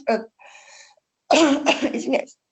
С логической точки зрения машина может мыслить. Например, человек и, значит, показывайте, например, человек и компьютер размещают, значит, таким образом, чтобы собеседник, он их не видел. Человек задает вопрос в письменной форме и получает письменные ответы, беззвучно или же отображаемые на экране ответы. При этом он не знает, кто из собеседников является машиной в эту очередь. И по мнению Тьюринга, если машина сможет демонстрировать осмысленные ответы, значит, она может мыслить. Когда она научится ощущать и создавать, можно будет тогда говорить лишь о рождении, значит, искусственного интеллекта. Это, значит, искусственный интеллект. В последние годы, благодаря более глубокому изучению, исследованию и апробации реальных и потенциальных когнитивных возможностей искусственного интеллекта в технологическом, философском, этическом и правовом аспектах возникли новые отношения между людьми и машинами. В современном мире науки и технологий существует очень мало областей, которые, значит, привлекали бы столь же пристальное внимание, как искусственный интеллект. Внедрение искусственного интеллекта в образовании, особенно в юридическом, приобретает особую значимость. Не случайно, что в период доминирования традиционных методов обучения можно, значит, наблюдать появление новых подходов и возможностей, которые искусственный интеллект привносит в юридическое образование. В этом контексте технологии искусственного интеллекта могут стать частью традиционного формата обучения, что положительно скажется на развитии более динамичной и инновационной методологии преподавания. В условиях стремительного проникновения искусственного интеллекта в повседневную жизнь для юристов становится необходимым развивать навыки анализа, изучать, что же такое искусственный интеллект. Известно, что студенты-юристы должны анализировать большие объемы судебных решений, законодательных актов и иных правовых документов. Программы, основанные на искусственном интеллекте, дают им возможность делать это быстрее и точнее. В университетах, где обучают по юридическим специальностям, должны быть внедрены программы симуляции и моделирования на основе искусственного интеллекта. И помощью студенты могут, в свою очередь, освоить базы данных и методы анализа, применяемые в реальных судебных процессах. Учитывая важность обеспечения прозрачности и справедливости в процессе принятия решений с помощью искусственного интеллекта, очевидно, что этическое образование в этой сфере играет ключевую роль для будущих юристов. Студенты, изучающие роль искусственного интеллекта в вынесении юридических решений и консультировании, они, в свою очередь, осознают свою этическую ответственность в правовой системе. Например, в Тель-Авивском университете Израиля студентам преподают использование искусственного интеллекта в юридическом анализе. В рамках этих курсов, они учатся работать с правовыми базами данных и применять искусственный интеллект для прогнозирования юридических решений. В Геттельском университете Германии в учебных юридических программах используются симуляционные инструменты, основанные на искусственном интеллекте, которые позволяют студентам получать практический опыт работы в условиях, приближенных к судебным процессам. И, например, в Австралии, в Мельбурнском университете с помощью симуляционных технологий искусственного интеллекта студентам преподают юридическую этику и обучают моделям принятия судебных решений. В нашей же стране действительно существует определенный потенциал для развития правовых технологий, особенно в таких областях, как применение искусственного интеллекта в юридическом анализе, автоматизации юридических документов и создании цифровых юридических услуг. И, в свою очередь, мы надеемся, что в ближайшем будущем в наших университетах будут реализованы более масштабные программы и проекты, связанные с искусственным интеллектом в юридическом образовании. Вопросы искусственного интеллекта в контексте права и прав человека являются важными вызовами современного общества. Для обмена достижениями Азербайджана с мировым сообществом, а также изучения международного опыта по применению искусственного интеллекта и информационных технологий в судебно-правовой сфере необходимо уделять особое внимание этим вопросам. Внедрение искусственного интеллекта, в правовую систему, в Азербайджане сегодня становится неотъемлемой частью масштабных работ по цифровизации судебной системы, чему способствует государственная политика и внимание главы государства к реформированию судебной правовой системы. Основой существования человека являются его права и свободы. Как вы знаете, любые вмешательства искусственного интеллекта ведут к нарушению личных свобод, должны быть запрещены или же строго ограничены. Искусственный интеллект изменяет правовые системы, однако это порождает серьезные этические правозащитные проблемы.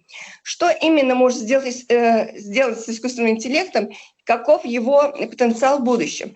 Искусственный интеллект играет ключевую роль во многих отраслях современного общества, в том числе и в юриспруденции.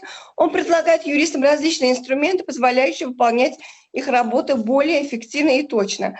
Одной из важнейших задач искусственного интеллекта в праве является анализ общих объемов юридической документации и поиск революционной информации. Это помогает, в свою очередь, адвокатам быстро находить необходимые данные и формировать на их основе стратегию ведения дела. Применение искусственного интеллекта в праве может привести к революционным изменениям в сфере разрешения споров. Способен анализировать большие базы данных судебных дел и предлагать наиболее обоснованные решения.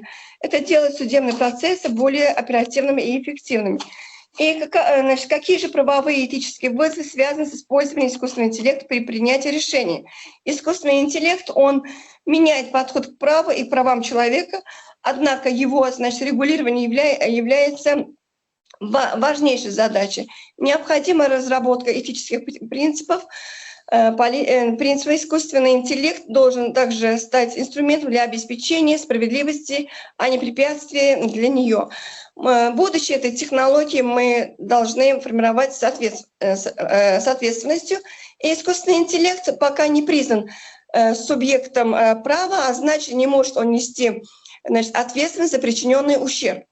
И отсюда становится очевидно, что мы не можем рассматривать искусственный интеллект ни как физическое и ни как юридическое лицо. И согласно статье Гражданского кодекса Азербайджанской Республики, физическое лицо – это индивиду, который участвует в правоотношениях своего имени.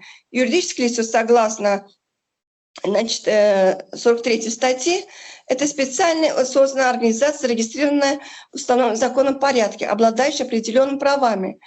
В некоторых источниках обсуждается также возможность введения в законодательство третьей категории электронное лицо.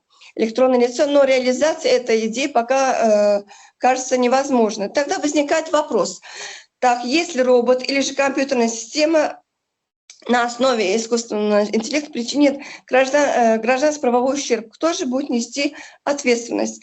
Очевидно, что сам искусственный интеллект не может быть привлечен к ответственности, так как он не является субъектом права. В гражданском законодательстве нет отдельных норм, регулирующих деликты искусственного интеллекта, и поэтому наиболее логичным вариантом является применение аналогии закона. И согласно конвенции, статьи 12 Конвенции ООН о применении электронных коммуникаций в международных договорах, ответственность за действие компьютера или системы несет лицо, которое их запрограммировало или же и использует. Еще один подход заключается в сравнении искусственного интеллекта со статусом раба в римском праве. В древнее время рабы не признавались субъектом права, как вы знаете, но за причиненный, ими вред отвечали их владельцы. Аналогичным образом можно было бы регулировать ответственность за действие искусственного интеллекта. Его владелец, или оператор должен нести ответственность за ошибки и ущерб, причиненный искусственным интеллектом. На данный момент ни международное, ни национальное законодательство не решает эти проблемы полностью, что создает правовые сложности, особенно в вопросах ответственности. И, например, кто должен отвечать за неправильное решение искусственного интеллекта, нарушение этических норм или же нанесение ущерба. Все эти вопросы можно будет решить только после того, как юридический статус искусственного интеллекта будет он четко определен. Один из главных нерешенных вопросов: если искусственный интеллект сможет принимать решения и решать проблемы без участия человека, следует ли его рассматривать как объект права, или, не обладая качествами живого человека и не неся ответственность за правонарушение, он может быть признан субъектом права? Ответ на эти вопросы, пока он остается открытым, возможно, в будущем для искусственного интеллекта создадут особую правовую категорию, что среднее между субъектом и объектом. Однако это очень, в свою очередь, сложный вопрос, требующий как правового, также и этического осмысления. На данный момент в международном праве отсутствует четкий механизм его решения. В современную эпоху искусственный интеллект даже в самых примитивных формах проник почти во все сферы человеческой деятельности, став одной из ключевых тем передовой научно-технической и культурной мысли. Мы считаем, что в ближайшем будущем искусственный интеллект окажет значительное влияние на развитие человечества и также науки. Чтобы ускорить развитие искусственного интеллекта в Азербайджанской республике, стимулировать исследования в данной области, совершенствовать информационных технологий искусственного интеллекта, механизмы их управления, а также укреплять кадровый потенциал, президент Азербайджанской республики 19 марта 2025 года подписал указ об утверждении стратегии искусственного интеллекта на 2025-2028 годы. Эта стратегия направлена на то, чтобы соответствовать мировым тенденциям развития и повысить, в свою очередь, конкурентоспособность стран в сфере искусственного интеллекта.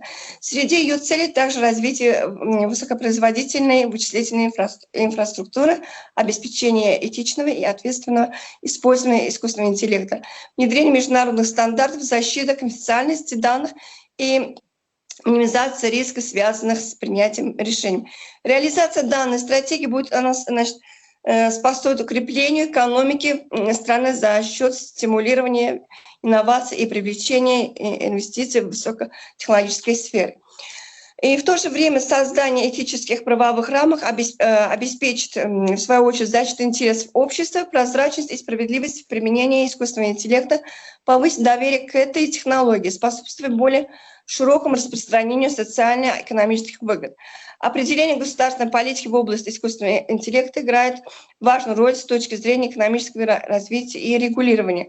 В наше время существует очень мало областей, которые привлекают столько же внимания, как искусственный интеллект в науке и технологиях. Однако искусственный интеллект должен оставаться инструментом, который облегчает человеческую жизнь и расширяет его возможности. Технологии искусственного интеллекта должны, в свою очередь, развиваться в соответствии с этическими принципами, а люди сохранять критическое мышление, креативность и этическую ответственность, в свою очередь. И в конечном итоге можно сказать, что как сам искусственный интеллект был создан человеком, так и его управление возможно только по воле человека. Другими словами, несмотря на все ограничения, искусственный интеллект не сможет полностью заменить или же устранить труд, осознанную деятельность, полезную работу человека для цивилизации. Хотя сравнение интеллектуального потенциала человеческого мозга с динамично обновляющимся, но постоянно устаревшимся электронным интеллектом может быть субъективным. В объективной реальности оно однозначно только в пользу первого. Значит, как долго это будет продолжаться, пока еще остается открытым вопросом. И кроме того, отсутствие четкого регулирования вопросов, связанных с искусственным интеллектом, как на международном, так и на национальном уровне, создает определенные проблемы, например, в вопросах ответственности. Только после их решения искусственный интеллект сможет стать по-настоящему совершенной интеллектуальной системой. Однако нельзя забывать, что даже самый продвинутый искусственный интеллект был создан самим человеком, а значит, именно человек остается высшей интеллектуальной системой. Использование искусственного интеллекта обладает огромным потенциалом во всех сферах. Значит, с дальнейшим развитием технологий искусственный интеллект найдет еще больше применения в нашей жизни. Он будет глубже также интегрирован в такие сферы, как образование, здравоохранение, финансы, транспорт и также промышленность, повышая качество жизни людей. Ожидать, что в будущем искусственный интеллект он станет еще более развитым и более тесно взаимодействовать с человеком. И, значит, что можно сказать, что искусственный интеллект в сфере прав может быть применен в следующем. Применение искусственного интеллекта в контрактном праве, судебное право, то есть систематизация нормативно-правовых актов, значит, с внедрением искусственного интеллекта в единой базе данных, потом распознание образа речи, электронного документооборота, также оценка качества работы юристов, применение банков в финансовом трудовом праве. В общем, да, что я хотела сказать, целью моей работы это было изучить правовые и этические аспекты использования искусственного интеллекта, рассмотреть концепцию электронного лица, как вы указали, также оценить влияние искусственного интеллекта на юриспруденцию, актуальность. И также заключается, значит, в том, что искусственный интеллект активно внедряется в повседневную жизнь. И нехватка здесь также четких правовых механизмов регулирования. Так, пожалуйста. Все, спасибо за внимание. Спасибо. Электронного лица. Это оценить влияние, значит, искусственного интеллекта на юриспруденцию. И актуальность, я полагаю, что здесь заключается в том, что искусственный интеллект активно внедряется в повседневную жизнь. И нехватка здесь, естественно, четких правовых механизмов регулирования. И что можно сказать относительно, значит, роли? Хотела бы добавить искусственный интеллект в праве, что значит, здесь есть свои естественные преимущества. Автоматизация анализа юридических документов, систематизация нормативно-правовых актов, повышение здесь эффективности.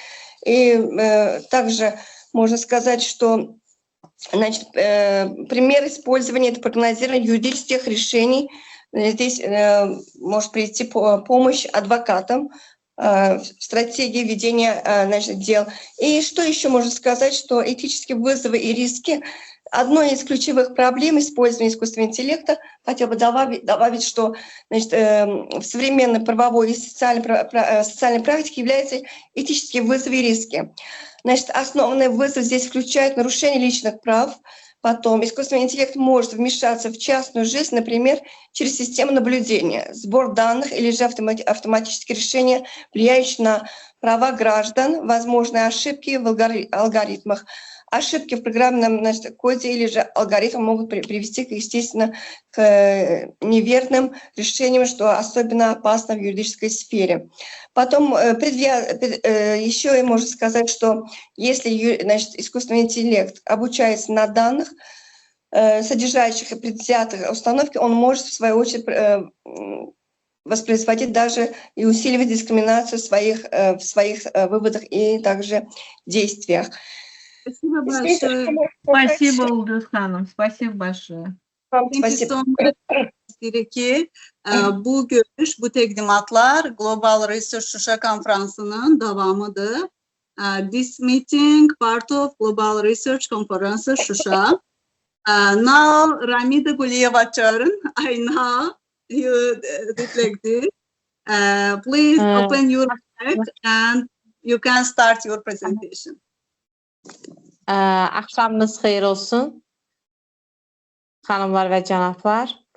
Mən öz təqdimatımı eləyim sizə. Mövzumuz deməli, Azərbaycanın qərb bölgəsində yaşıl şəhərlərin qurulmasında landşaft dizaynerliyi və süni intellektin rolu sürətlə davam edir. Xüsusilə işğaldan azad edilmiş ərazilərdə və Gəncə, Qazax, Şəmkir kimi böyük bir şəhərlərdə, yəni bunlar daha çox müşahidə edilir.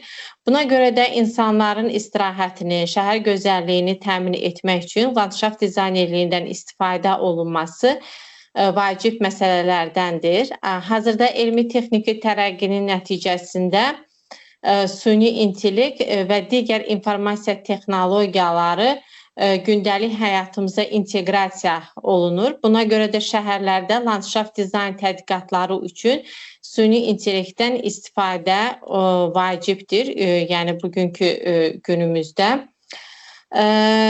Deməli, bizim əsas qarşıya qoyduğumuz məqsəd Azərbaycanın qərb bölgəsində yaşıl şəhərlərin salınmasında landşaft dizaynerliyinin və süni intellektinin rolunu müəyyənləşdirməkdən ibarətdir.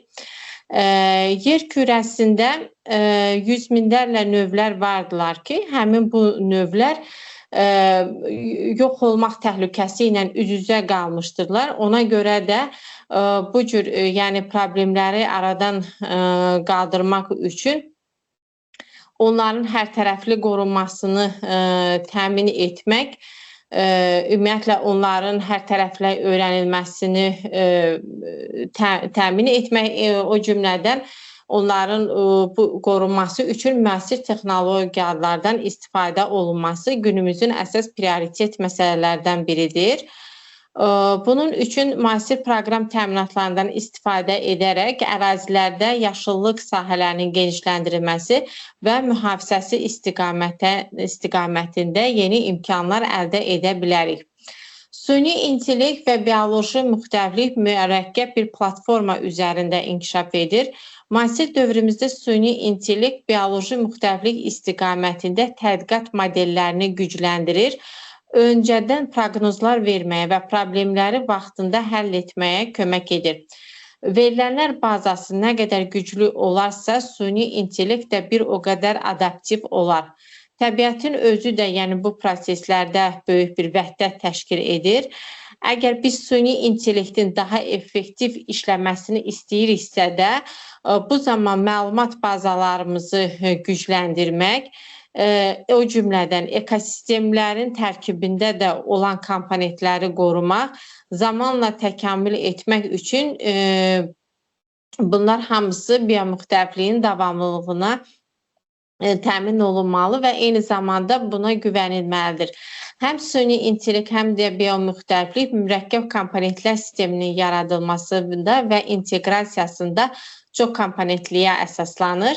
Bioloji müxtəlif üzrə konvensiya tərəflərinin konferansının 16-cı iclasında müəyyən edilmişdir ki, BMT tərəfindən müəyyən edilmiş planetin biomüxtəlifliyin qorunması üzrə müəyyən məqsədlərə çatmaq üçün təkcə məlumatları ümumiləşdirməmək, həm də onları emal etmək və anlamaq bacarığı da olmalıdır.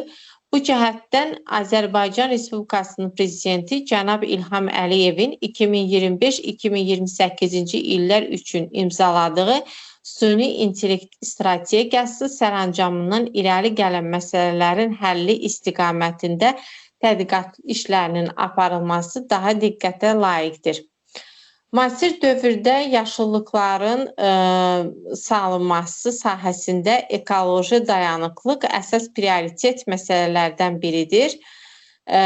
Yaşıl şəhərlər konsepsiyası çərçivəsində təbiətin qorunması, iqlim dəyişikliyinin minimuma endirilməsi və insan rifahının yaxşılaşdırılması çərçivəsində müasir urbanizasiya modelidir. Bu modelin effektiv şəkildə həyata keçirilməsində süni intellekt kontekstində landşaft dizaynerinin rolu çox böyükdür. Süni intellekt kontekstində şəhər ərazilərində ümumi ekoloji təsir yaratmaq vacib məsələlərdəndir. Ətraf mühit və insanların rahatlığının ödənilməsi məqsədi ilə ehtiyaclara cavab verən yol landşaft dizayni yüksək səviyyədə yaşıllaşdırma tələb edir və rübrik planlaşdırma vasitəsilə mühitin keyfiyyətini yaxşılaşdırır. Süni intellekt kontekstində şəhərin ən vacib elementi olan şəhər küçəsi təkcə şəhərin üslubunu əks etdirmir, həm də şəhərin özünə məxsus füsunkarlığını diqqət mərkəzinə çatdırır ki, bu da şəhərin insanlara cəlb ediciliyinin kəmiyyət strukturundan çox özünə məxsus regional mədəni cazibəsini təqdim edir.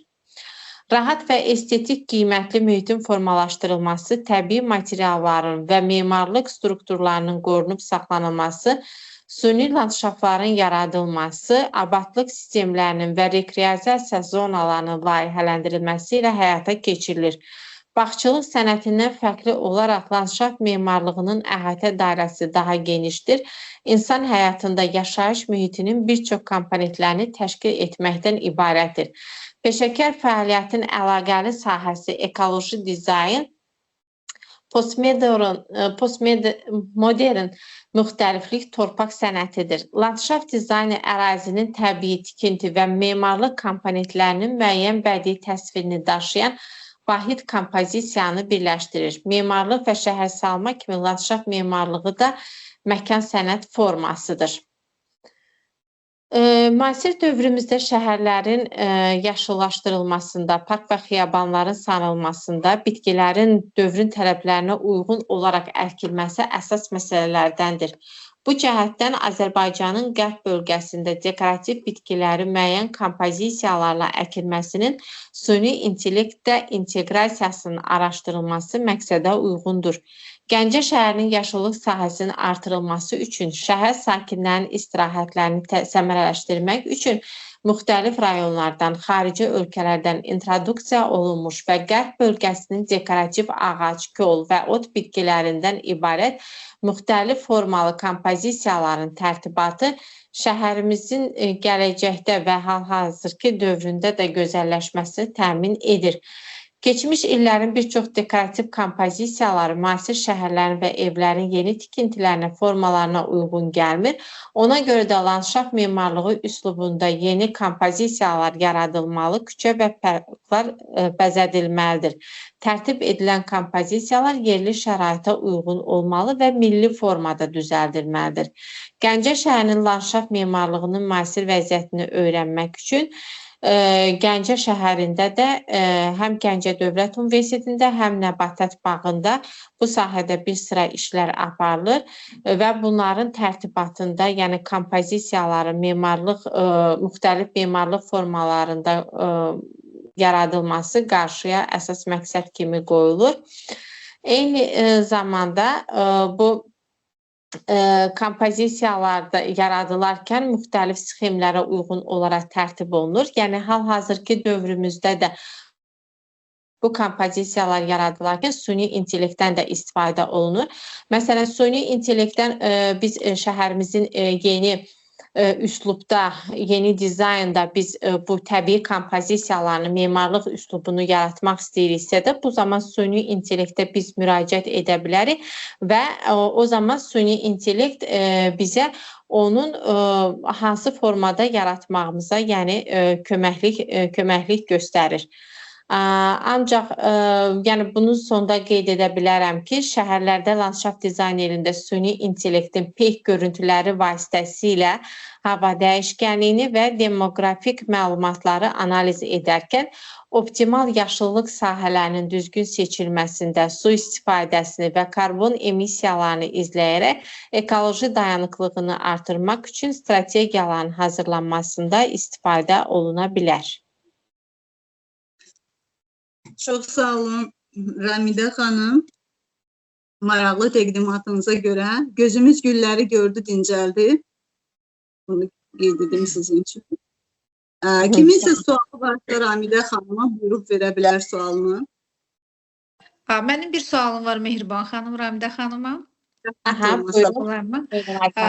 Təşəkkür edirik çıxışınız üçün, çox maraqlıydı və süni intellektdən biz də bu istiqamətlə maraqlandığımız üçün maraqlı gəldi. Biz dedik ki, o yaşıllaşmağı, güllərin seçilməsini süni intellektdə, yəqin ki, ekspert sistem kimi ona müraciət edirik, biliklər bazası toplanılır o istiqamət üzrə. Və biz onun içərisindən bizə doğru variantı seçirik. Yəni biz o seçimi edəndə oradakı klimat, iqlimi nəzərə alırıq, hansı növləri nəzərə alaraq o bizə təqdim edir? Məsələn, biz nədə müraciət etmişdik bu mövzuda hazırlayarkən? Məsəl üçün, mən müraciət etmişdim ki, süni intellektdə Gəncə şəhərinin müasir görünüşü, yəni landşaft dizaynerliyində, yəni yeni memarlıq üslubunda, yəni süni intellekt o şəkli verir mənə. Yəni bu şəklin üzərində də artıq biz, məsələn, orada bitkiləri seçə bilərik ki, hansı bitkilərdən daha çox istifadə edə bilərik? Ot bitkilərindənmi, kol bitkilərindənmi, ağac bitkilərindənmi? Amma mən bir şey də qeyd edim ki, düzdür, süni intellekt bizə köməklik göstərir bu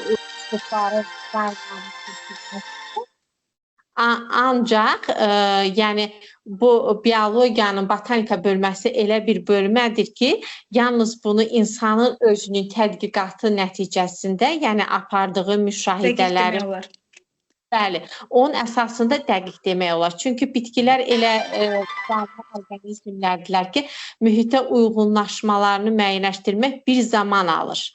O hamısını verilənlər bazasında olmalıdır ki, o süni intellekt onu bizə çatdıra bilsin. O da təbiidir ki, biz insanlar vasitəsilə onlar hamısı işlənib hazırlanmalıdır. Bəli, oldu. Uğurlar sizə. Çox sağ olun, təşəkkür edirəm. Ramide Hanım, çok sağ olun hem təqdimatınıza görə, hem de iki cihazla görüşü idarə edə bildiyinizə görə. Səsiniz düzəltdim. Bəli, əsas odur ki, demək həll yolunu tapa bilmişsiniz. Bəli, bəli. Çox sağ olun Mehriban xanım. Sağ olun. Başqa sualı olan var mı Ramide xanıma? Əgər sualı olan yoxdursa, biz keynote spikerimizi Əfqanistandan olan qonağımızı təqdim edək. Sualı olan yoxdur deyəsən. Mr. Can you hear me? Yes. Everything's okay. You can start. Salam, Yajasan. Good morning. Salam, yaxşı. Thank you so much for giving me the opportunity, and thank you for your flexibility. Actually, I was here tonight, and I should travel back to my office to make a stable connection.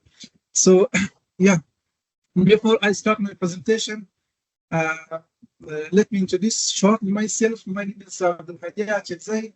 I live in Afghanistan, and I lead a climate change focused NGO in Afghanistan.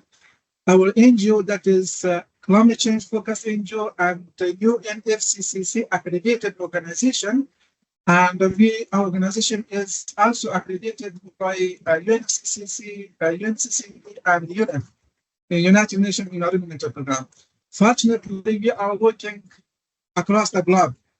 We are attending almost all COP conferences and other international conferences to explore networks and to explore the knowledge sharing and share the resources as well as okay. So I'm sorry, I don't know. Okay. Do I share my presentation or should I present without showing it? Yes, dear Abdul Hadi, you can present. Okay, I will share the slides and you will see the presentation and the topic I want to bring here to the discussion. Our colleagues already talk out and they share very good information and they almost talked about AI and I will share information about employing technology in climate change initiatives. Of course, when we are talking about climate change, when we are talking about AI, that is a huge topic and it is a very important topic. And of course, when I'm attending some of the conferences, when I'm talking about AI and climate change, that is an amazing topic and most of the people are interested to hear.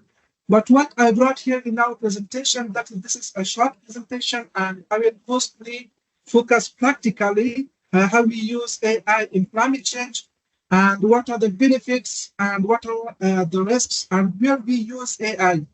This presentation will actually help you when you are planning any kind of climate change initiatives or you are combining AI as well as climate change actions, so you will understand where to use AI in climate actions. Of course, the word the people are using in different terms, but what UNFCCC identified and what they talked and what they explored is something totally amazing. So this is 4 major areas where we can use AI. We can use AI in climate change adaptation and mitigation actions. So I will later explain how we can measure adaptation actions and as well as mitigation actions and in which steps we can use AI. And we can also use AI in early warning systems where there is induced natural hazards, which is happening, of course, across the world. And also we are using AI while we are optimizing agri-food productions. So of course, you may already see that while we are using AI in generally agriculture related initiatives, and we also use AI in improving the efficiency of energy systems. So if that is renewable energy and if there is any kind of efficiency in energy systems, we are using AI. These are the 4 major actions and points that we can use AI. And AI is providing main and key support to these 4 actions. So now let me explain how we can use AI in climate change adaptation actions. Of course, there are 9 terms when we are using AI. First, in our projects in our country and while we are working with different organizations, international organizations in different countries, the first thing that we use AI is while we are modeling or planning any kind of climate change adaptation initiatives. So we also use AI in early warning systems, and we use different kind of systems and different kind of I would say technologies while we are installing early warning systems. And we also use AI in urban resilience planning. In these actions, while municipalities or governments they are planning any kind of initiatives or urbanizations, or while they are planning any kind of new urbanization, they are identifying where to use greenery and which parts they can measure and which part is suitable for which buildings, residential places, and greeneries. This is where we use different items, different terms and technologies to identify. And we also use AI while we are, I would say in general, we are using AI remote sensing while we are observing the Earth, while we are observing, as I mentioned before, urban resilience planning. And as I mentioned before, the key aspect of AI is in optimizing agri-food systems. For processing agri-food systems, of course, AI not only on agri-food systems, but in general, AI we use in different kinds of agricultural initiatives. And AI can also be used in water management systems. So this is something very, very important. While the AI we can use while managing the water systems, and we also use AI while we are monitoring biodiversity in different regions, in different areas. And we also use AI to manage, to protect ecosystems. And we also use AI for land use and land use change predictions. This is an example. For example, if we are making a greenery and we are using different kinds of remote sensing, I would say generally, and we are also using different kinds of technologies to see and to use and to see how the land is visible now, and if we make any kinds of changes, how the land is changed. So this is something that we always monitor, and we always use AI. These are the main terms and actions and applications that we use AI in, specifically climate change adaptation. So now, in general, this is something summary I brought here for your information, because sometimes most of the people, while they are not expert in climate change, they do not understand what is climate change adaptation and what is climate change mitigation, and how we use AI while they are two different terms. In general, you can use AI whenever you are planning any kind of initiatives, which you are planning in any kind of initiative, in planning initiatives. If that is agricultural planning, if you are planning any kind of agricultural initiatives, if you are planning any kind of climate change mitigation initiatives, if that is renewable energy, if that is public awareness, if that is agriculture related frustration, and you can use AI in the initial step, that is planning step. This can improve the analysis and predictions. So AI, while you are using any kind of, it is natural hazards happening in any part of the world, in any part of your country. So while you are using different methodologies and different technologies, so while you are using technology, if that is sensors, if that is different kind of, if you are installing different kind of warning systems, so here you need to use AI. AI can both give you advices, and AI can give you ideas, as well as AI can give you a real-time data to receive it. And as I mentioned before, in urbanization, you can also use it in optimizing agriculture practices and facilitating biodiversity monitoring. This is a general, in these systems, and this main focus areas, these are related to climate change adaptation, and you can use definitely AI. So the second step is using AI in climate change mitigation. Adaptation is finished, and now we come to mitigation. There are 5 major areas. There are lots of areas. Do not consider others. These 5 are the main areas where you can use AI. Of course, if your initiatives or if you have large projects, if you have more projects, of course you may use AI in different ways. But these 5 are the main focus areas that gives you something to use AI in these 5 areas. One is greenhouse gas emissions monitoring. Whenever there's, for example, there are lots of countries producing greenhouse gas emissions. So while they are producing, how do you monitor it? For example, how you see that which country produced more greenhouse gas emissions and which country has not produced? This is something that AI give you advices, and you can use different kind of technologies to monitor these specific terms.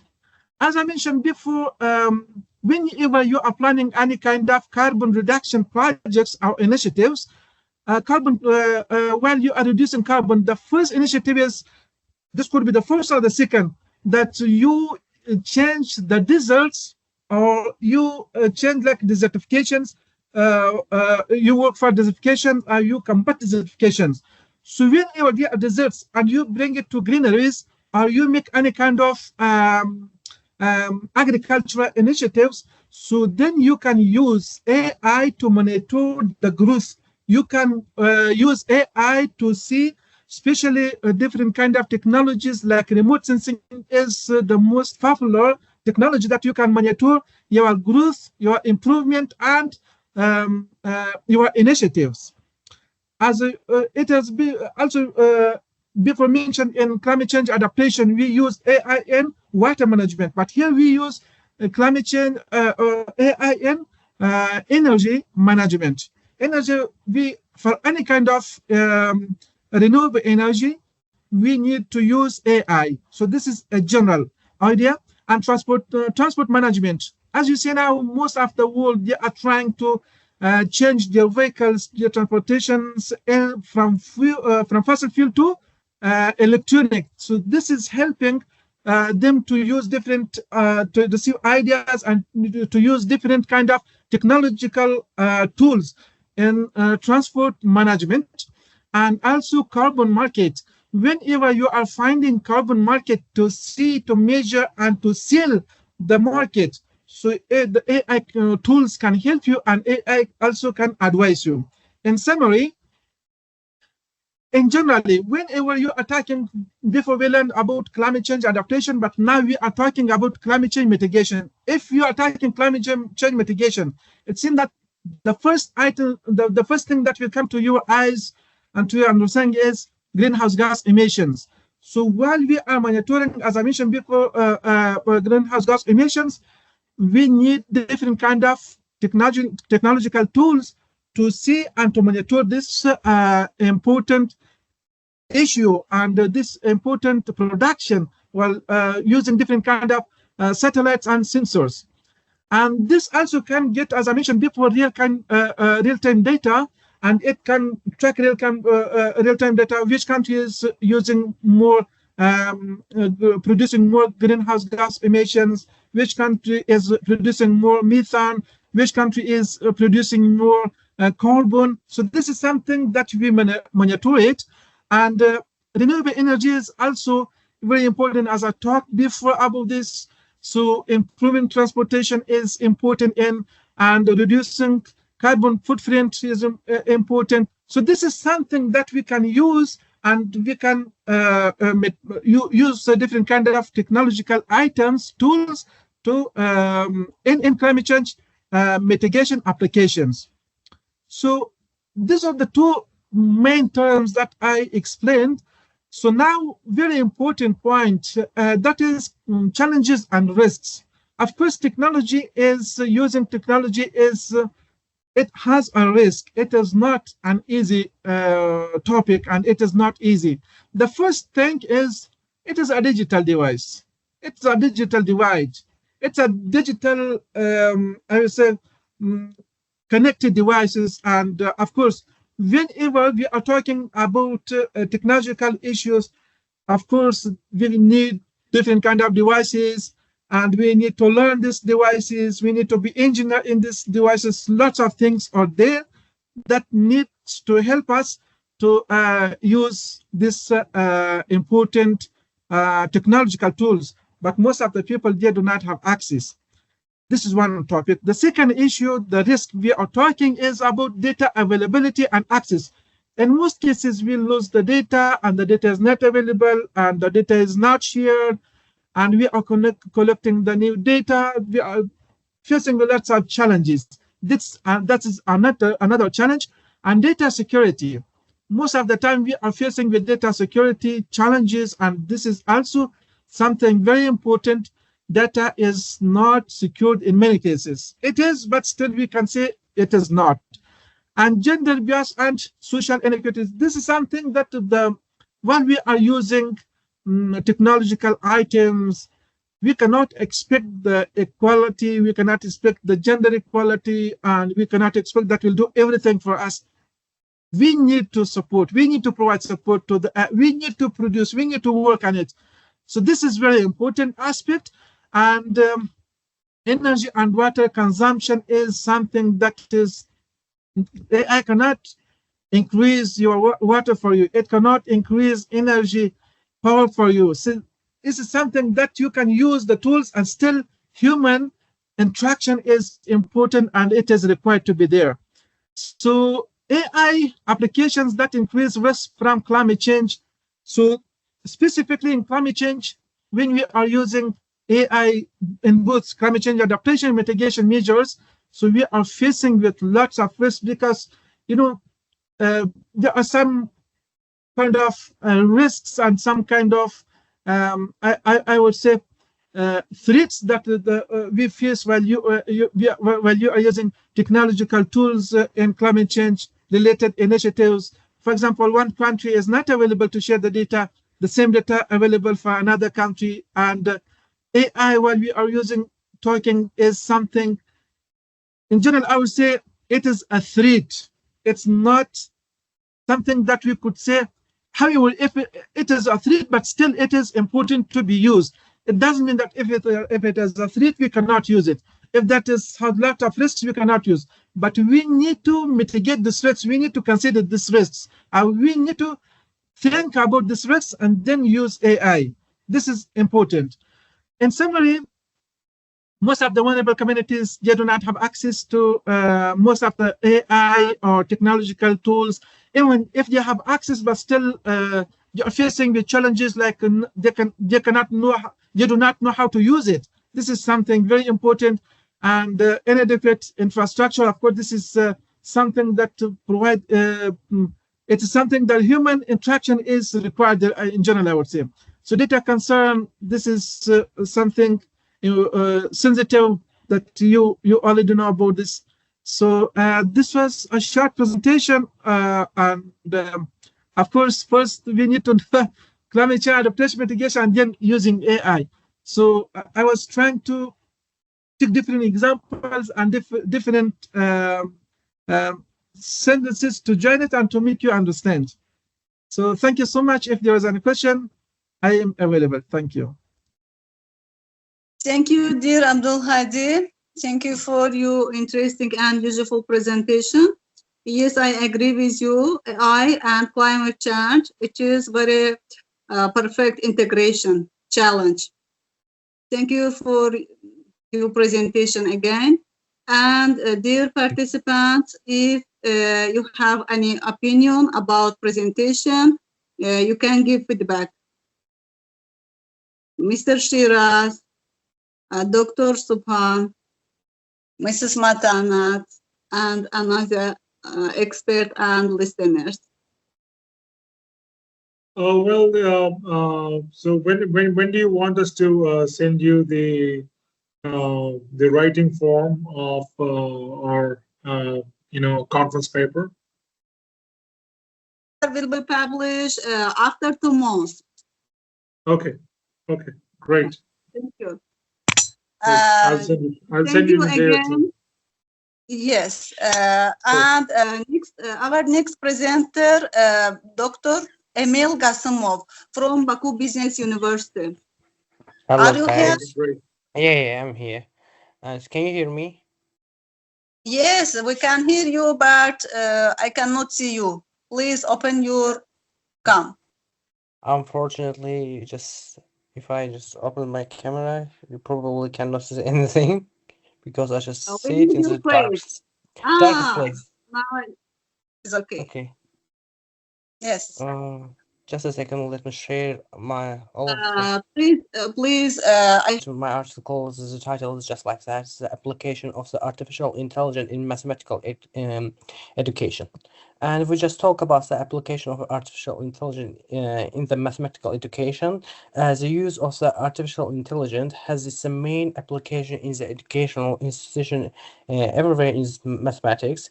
AI systems includes the machine learning algorithm, adaptive learning platform platform and integrates the tutoring system are the change how students interact with mathematical idea. And nowadays we just know that a lot of the students can use a lot of the AI program. I think that the most popular one is the Game or ChatGPT.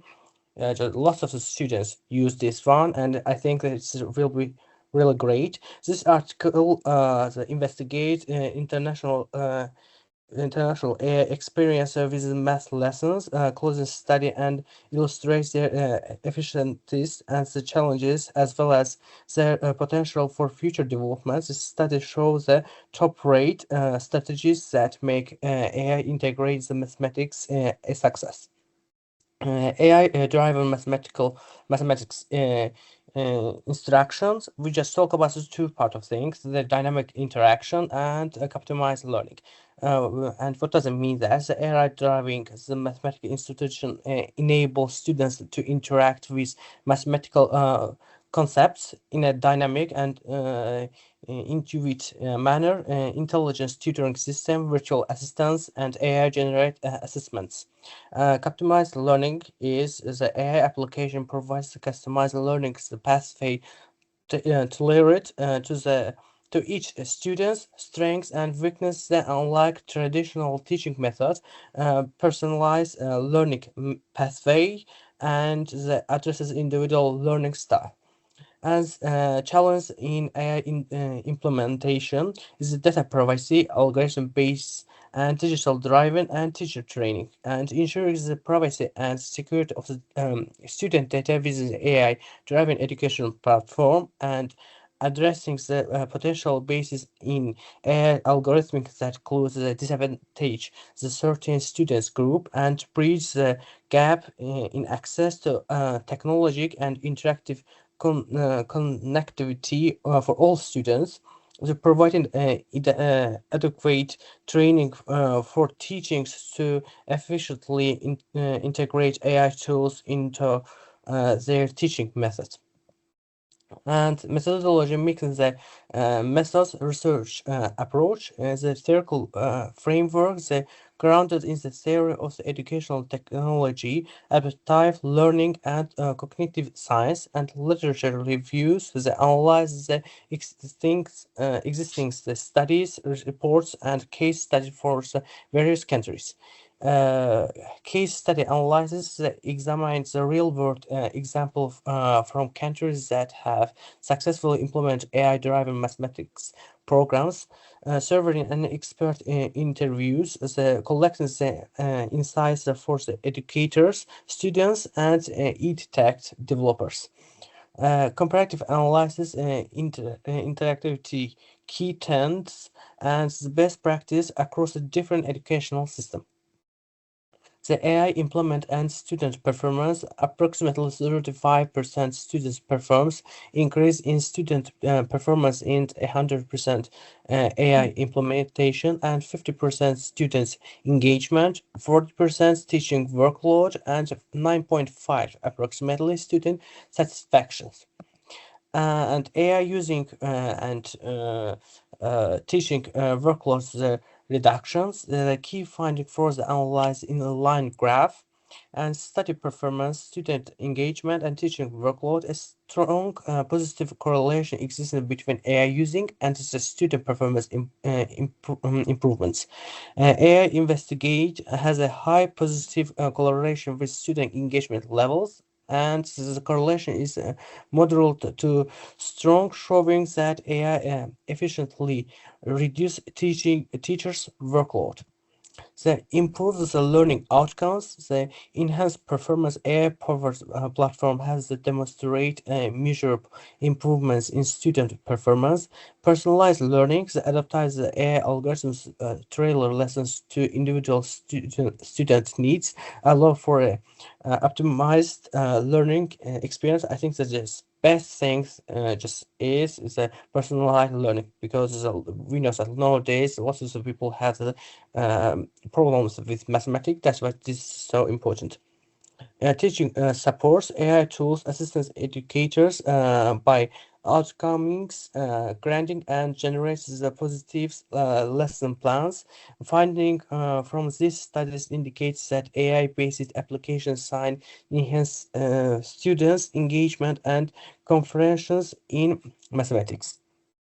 And recommendations for the maximizing AI benefits, enhancing the teaching training, provides comprehensive AI training programs for educators, promoting the AI accessibility, they ensure the AI-driven educational tools are affordable and accessible to all students, the strengthening data privacy, implements strict and security policy to protect students' information, encourage collaborate research, the foster partnership between the university technology firms and the policy marketers. As AI in mathematical education, AI implementation in the mathematical education leads to implement benefits as enhances student performance through the personalized learning and high the engagement level due to the interactive and adaptive AI tools, and reduce teaching workload, enable a better teaching focus, increasing satisfaction levels amongst the, both students and teachers. And future studies should explore how AI adaptations can be optimized across the diverse educational settings to maximize its benefits. And final conclusion, this analysis underscores the transformative potential of the AI in reshaping the mathematical education and highlights the need for continued research and policy efforts to facilitate seamless AI integration in classroom. By addressing challenges such as the accessibility training, requirements and data privacy concerns, we can ensure successfully AI integration in education. And thank you for your attention. Thank you for your attention. Fərqli yanaşmalar var, yeni yanaşmalar var yəni bu baxımdan. Amma mən hesab edirəm ki, bəzi məsələlər, məsələn o deyək ki, biraz da yəni dünyada o müasir o deyək ki, əsərləri, müasir o yanaşmaları biraz da fərqli və müqayisəli şəkildə qoymaq lazımdır. Bəli, Sübhan müəllim, mən də sizlə razıyam. Yadınızdadsa Şuşada da belə bir məsələ oldu ki, AI müəllimləri əvəz edə biləcəkmi və zaldakıların bir qismi dedi ki, əvəz edə bilməyəcək, mümkün deyil, amma bir qismi dedi ki, əvəz edə biləcək. Və elə Emilin axırıncı təqdimatı, yəni Emil Qasımovun təqdimatından da göründü ki, artıq demək olar ki, 80% əvəz edib süni intellekt müəllim. Bəli, o müəyyən sahələr ki var, yəni insan zəkası, insan təfəkkürü, insan yəni ki varlığı daim mövzu olub, bu gün də var. Yəni o məsələyə qarşı yad panelli, yad düşüncələr hələ o bəlkə müəyyən elmin müəyyən inkişaf dövrlərində olub. Amma bu günləri təbii ki, yeni edirəm.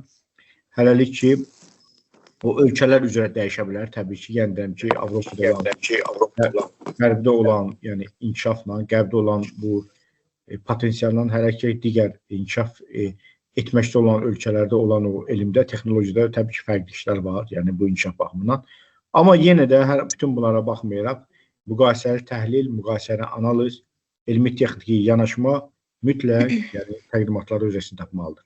Yəni, fərqli baxışlar, deyək ki, yəni, qərb alimlərinin baxışları, yəni bizim dediyimiz postsovet məkanda olan alimlərin baxışı, uzaq şərqdə olan yəni, alimlərin baxışı, yəni Çin, Yaponiya, Koreya alimlərin baxışı və s. Yəni, bunlar da təbii ki, müqayisəli olsa daha mənə gəlir ki, yəni fərqli yanaşmalar olar, yeni yanaşmalar olar, yeni mövqelər ola bilər. Yəni, bu daha da bu elmi işlərə daha biraz da rəngarəng iş verər, biraz da elə ki, həmin o məqalənin, həmin yazının, həmin təqdimatın belə deyək də, o əhəmiyyətin hesab edən ki, artırar. Bəli, Sübhan müəllim, razıyam sizlə. Təşəkkür edirəm fikirlərinizə görə. Mən istəyirəm öz bir etdiyim təcrübəni sizlə paylaşım. 2 gün əvvəl mən ChatGPT-dən soruşdum ki, Süni intellekt nə vaxtdan yarandı və o mənə dedi ki, süni intellekt həmişə mövcud idi, sizin bundan xəbəriniz yox idi. Necə ki, elektrik həmişə var idi, amma insanlar onu kəşf edəndən elə bildi ki, elektrik var idi və yaxud da başqa bir varlıqlar olsun. Yəni biz onu kəşf edəndə elə bilirik ki, bu indi yarandı da, amma əslində bizim kəşf etdiyimiz tarixdir o. Biz onu anlamadan əvvəl də o var idi. Sadəcə deyir ki, sizin düşüncə tərziniz o frekansda deyildi mənə anlamaq üçün. İndi artıq siz o frekansa, o levelə gəlmişsiniz ki, süni intellekt olaraq məni tanıyırsınız. Təsəvvür edirsiniz bu nə deməkdir? Yəni bunun arkasında böyük bir sirlər yatır. Bu görüşdən sonra ümid edirəm ki, siz də bir analiz edərsiniz, bir zaman ayırarsınız ChatGPT ilə söhbətə. Və mən yenə də bildirmək istəyirəm ki, bu görüş bizim Global Research Shusha konferansının davamı idi. Çünki biz orada ancaq plenar hissəni edə bildik vaxtla bağlı olaraq və mövcud şəraitlə bağlı olaraq bizim ancaq bir zalımız var idi. Paralel hollarda biz təqdimatları keçirə bilmirdik və istəyirdik həm də Şuşanı gəzək, vaxtımız məhdud idi. Əgər bu təqdimatları orada eləsəydik, biz gərək ki, gecə yarıya qədər Şuşada qalardıq. O baxımdan biz belə etdik, plenar hissəni Şuşada etdik, sonra Şuşa, Lacına ekoloji bir səyahət etdik, ekskursiya etdik. Daha sonra Karabakh Universitetində görüş keçirdik. Daha sonra geri döndük, Fizika İnstitutunda olduq, Ayten xanımın institutunda. Çox xoş oldu. Görüşümüz oldu, çox məhsuldar, faydalı bir əməkdaşlığa yol aça bilən bir görüşümüz oldu. Və daha sonra əcnəbi qonaqlarımızı biz yola saldıq. Və indi ən ideal vaxt idi bugünkü tarix ki, biz onlayn şəkildə qoşulaq və sizin təqdimatlarınızı izləyək. İntellektin lap yaranmamışdan qabaq indi tarixi nədir dedi və hansı sahələrdə biz insanlara əvəz edə bilər və əvəz etməyə çalışar. Ona biraz toxunmaq istəyərdim. Birinci konferansın keçirilməsinə və xoş təəssüratlar, xoş belə elm adamlarının tanınmasına görə sizlərə təşəkkür edirik. Xoş bir təəssüratlarla həm orada işğaldan azad olunmuş torpaqların sevinci, həm də yaxşı bir kollektivlə biz yol yoldaşı olduğumuza görə sizlərə təşəkkür edirik və bütün iştirakçılara mən öz adımdan təşəkkür edirəm. Və deyə bilərik ki, hansı sahələrdə və müəllim peşəsini əvəz edə bilərmi? Biz bildiyimiz kimi süni intellekt ən çox nə üçün yaradılmışdı? İnsanlara zərərli olan sahələrdə tətbiq üçün yaradılmışdı. Və ona görə də süni intellekt deyəndə ilk olaraq ağlımıza robotlar gəldiyi üçün onları da insanlardan fərqləndirən əsas xüsusiyyətlər nədir? Emosiyaların olmaması. Və bildiyimiz kimi müəllimlik peşəsi və digər bir çox peşələrdə biz humanist, emosionallıqla davrandığımız üçün ona görə mən öz fikrimə deyə bilərəm ki, süni intellekt müəllimlik peşəsini əvəz edə bilməz. Çünki biz daha çox humanistliklə, emosionallıqla davrandığımız üçün mən bu baxımdan deyə bilərəm ki, əvəz edə bilməz və bəzi bir çox peşələrdə də bu baxımdan qeyd edə bilərik və konferansın keçirilməsindən bağlı yenə xoş təəssüratlarınıza görə də sizə və iştirakçılara təşəkkürümü bildirirəm. Hər kəsə uğurlar. Çox sağ olun Ayten xanım, dəyərli fikirlərinizə görə. Biz birlikdə daha böyük uğurlara imza atacağıq. Mən buna inanıram. Ümid edirəm mən də inşallah. Sizinlə çatdırmaq istəyirəm ki, Mehriban xanım, Ayten xanım bizim kafedranın görkəmli, gözəl müəllimidir. Professorumuz Dövlət İdarəçiliyində İnformatik Texnologiya kafedrası və 7 il bundan qabaq Ayten xanımın təşəbbüsü ilə bizim kafedrada seçmə fən salındı, süni intellekt. Çox sağ olun. Sonradan da bu dövlət standartına deməli salındı bu fən. Bütün universitetlərdə kompüter elmlərinin çərçivəsində. Deməli birinci addımı Azərbaycanda Ayten xanım salıb. Təşəkkür edirəm sizə. O nümayəndəsidir, rəhmətli Həsən Abdullayevin. Rəşid müəllim, Maksud müəllim, bəli, o məktəbdən. Bəli, çox gözəl. Və demək lazımdır ki, intellektual şəhərlərin idarə olunması ixtisasında biz Qərb Qaspi Universitetinə saldıq və burada da Ayten xanımın böyük köməyi olub. Sonradan da onun standartına nazirliyi saldı. Bu ildən deməli qəbul var, intellektual şəhərlərin idarə olunması və mən bizim gözəl ziyalılarımızı hansı ki bu gün iştirak ediblər, bizə bu işdə kömək eləsinlər. Ayten xanım, Tüm müəllimlərin burada olan əlaqələr. Mən təşəkkür edirəm ki, yəni bu istiqamətdə yeniliyə bəli, Elçin müəllimin kafedrasında ilk olaraq başladıq. Elçin müəllimin dəstəyinə görə kafedramızda bu fənlər keçirildi və standartlara uyğun da sağlandı. Mən təşəkkür edirəm bu şəraiti yaratdığınız üçün sizə Elçin müəllim. Təşəkkür edirəm. Böyük bir rezonans yayıldı bu il. Deməli, Ulduz xanım da bunu bilir. Mən informatika dərsini hüquqşünaslara keçirəm. Bizim akademi. Siz bilirsiniz ki, onlar çox yüksək balla daxil olurlar. Deməli, intellektual sistemlərin hüquqda təşkili və obrazların tanınması haqqında olan mühazirə çıxış bizim iki dənə tələbələr tərəfindən Fatma və Mədinə Azərbaycan Universitetində yarım saat diskusiya yaratdı. Bu çox maraqlı idi və MXT də mən onu NKV'də adlandırıram. Nənəm orada vaxtı işləyib Mircəfər Bağırı vaxtında. Milli NKV'də. İndi DTX-dir, Dövlət Təhlükəsizlik Xidməti. Milli Təhlükəsizlik Xidməti. Kələmələrdə çıxış elədi. Və mən bu Şuşada, mənim babalarım Şuşalıdır. Seyidli məhəlləsi bizim məhəllədir. Siz getdiniz oranı gördünüz. Demişdiniz onu. Gördünüz. Allah can sağlığı versin. Demək istəyirəm ki, 1-ci Qarabağ müharibəsində siz bilirsiniz ki, Afqanistandan da könüllülər var idi. O vaxtı Pakistan da bizə kömək elədi. Bunu tərcümə eşitsinlər, bilsinlər. Onlar 1-ci Qarabağ müharibəsində çox bizə dəstək oldular. Hətta 2-ci Qarabağ müharibəsində də bəli, türklərlə birlikdə Pakistanlılar da bizə çox dəstək oldular, kömək oldular. Bunu yaddan çıxartmaz. Necə ki, Pakistan o vaxtı bizim yaxşılığımızı yaddan çıxartmayıb. Zeynal Abdul Tağır tərəfindən. Bəli, kömək olun. Mən də öz növbəmdə, üzr istəyirəm, mən də öz növbəmdə təşəkkürümü bildirmək istəyirdim Mehriban xanıma.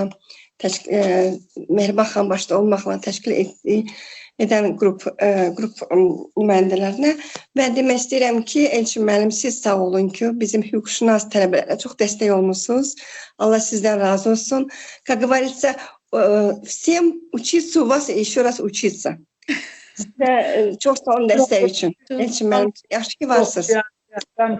Çox minnətdən, çox riyaziyyatın metodologiyasını və elmi proseslərindən, problemlərindən çox gözəl çıxış elədi.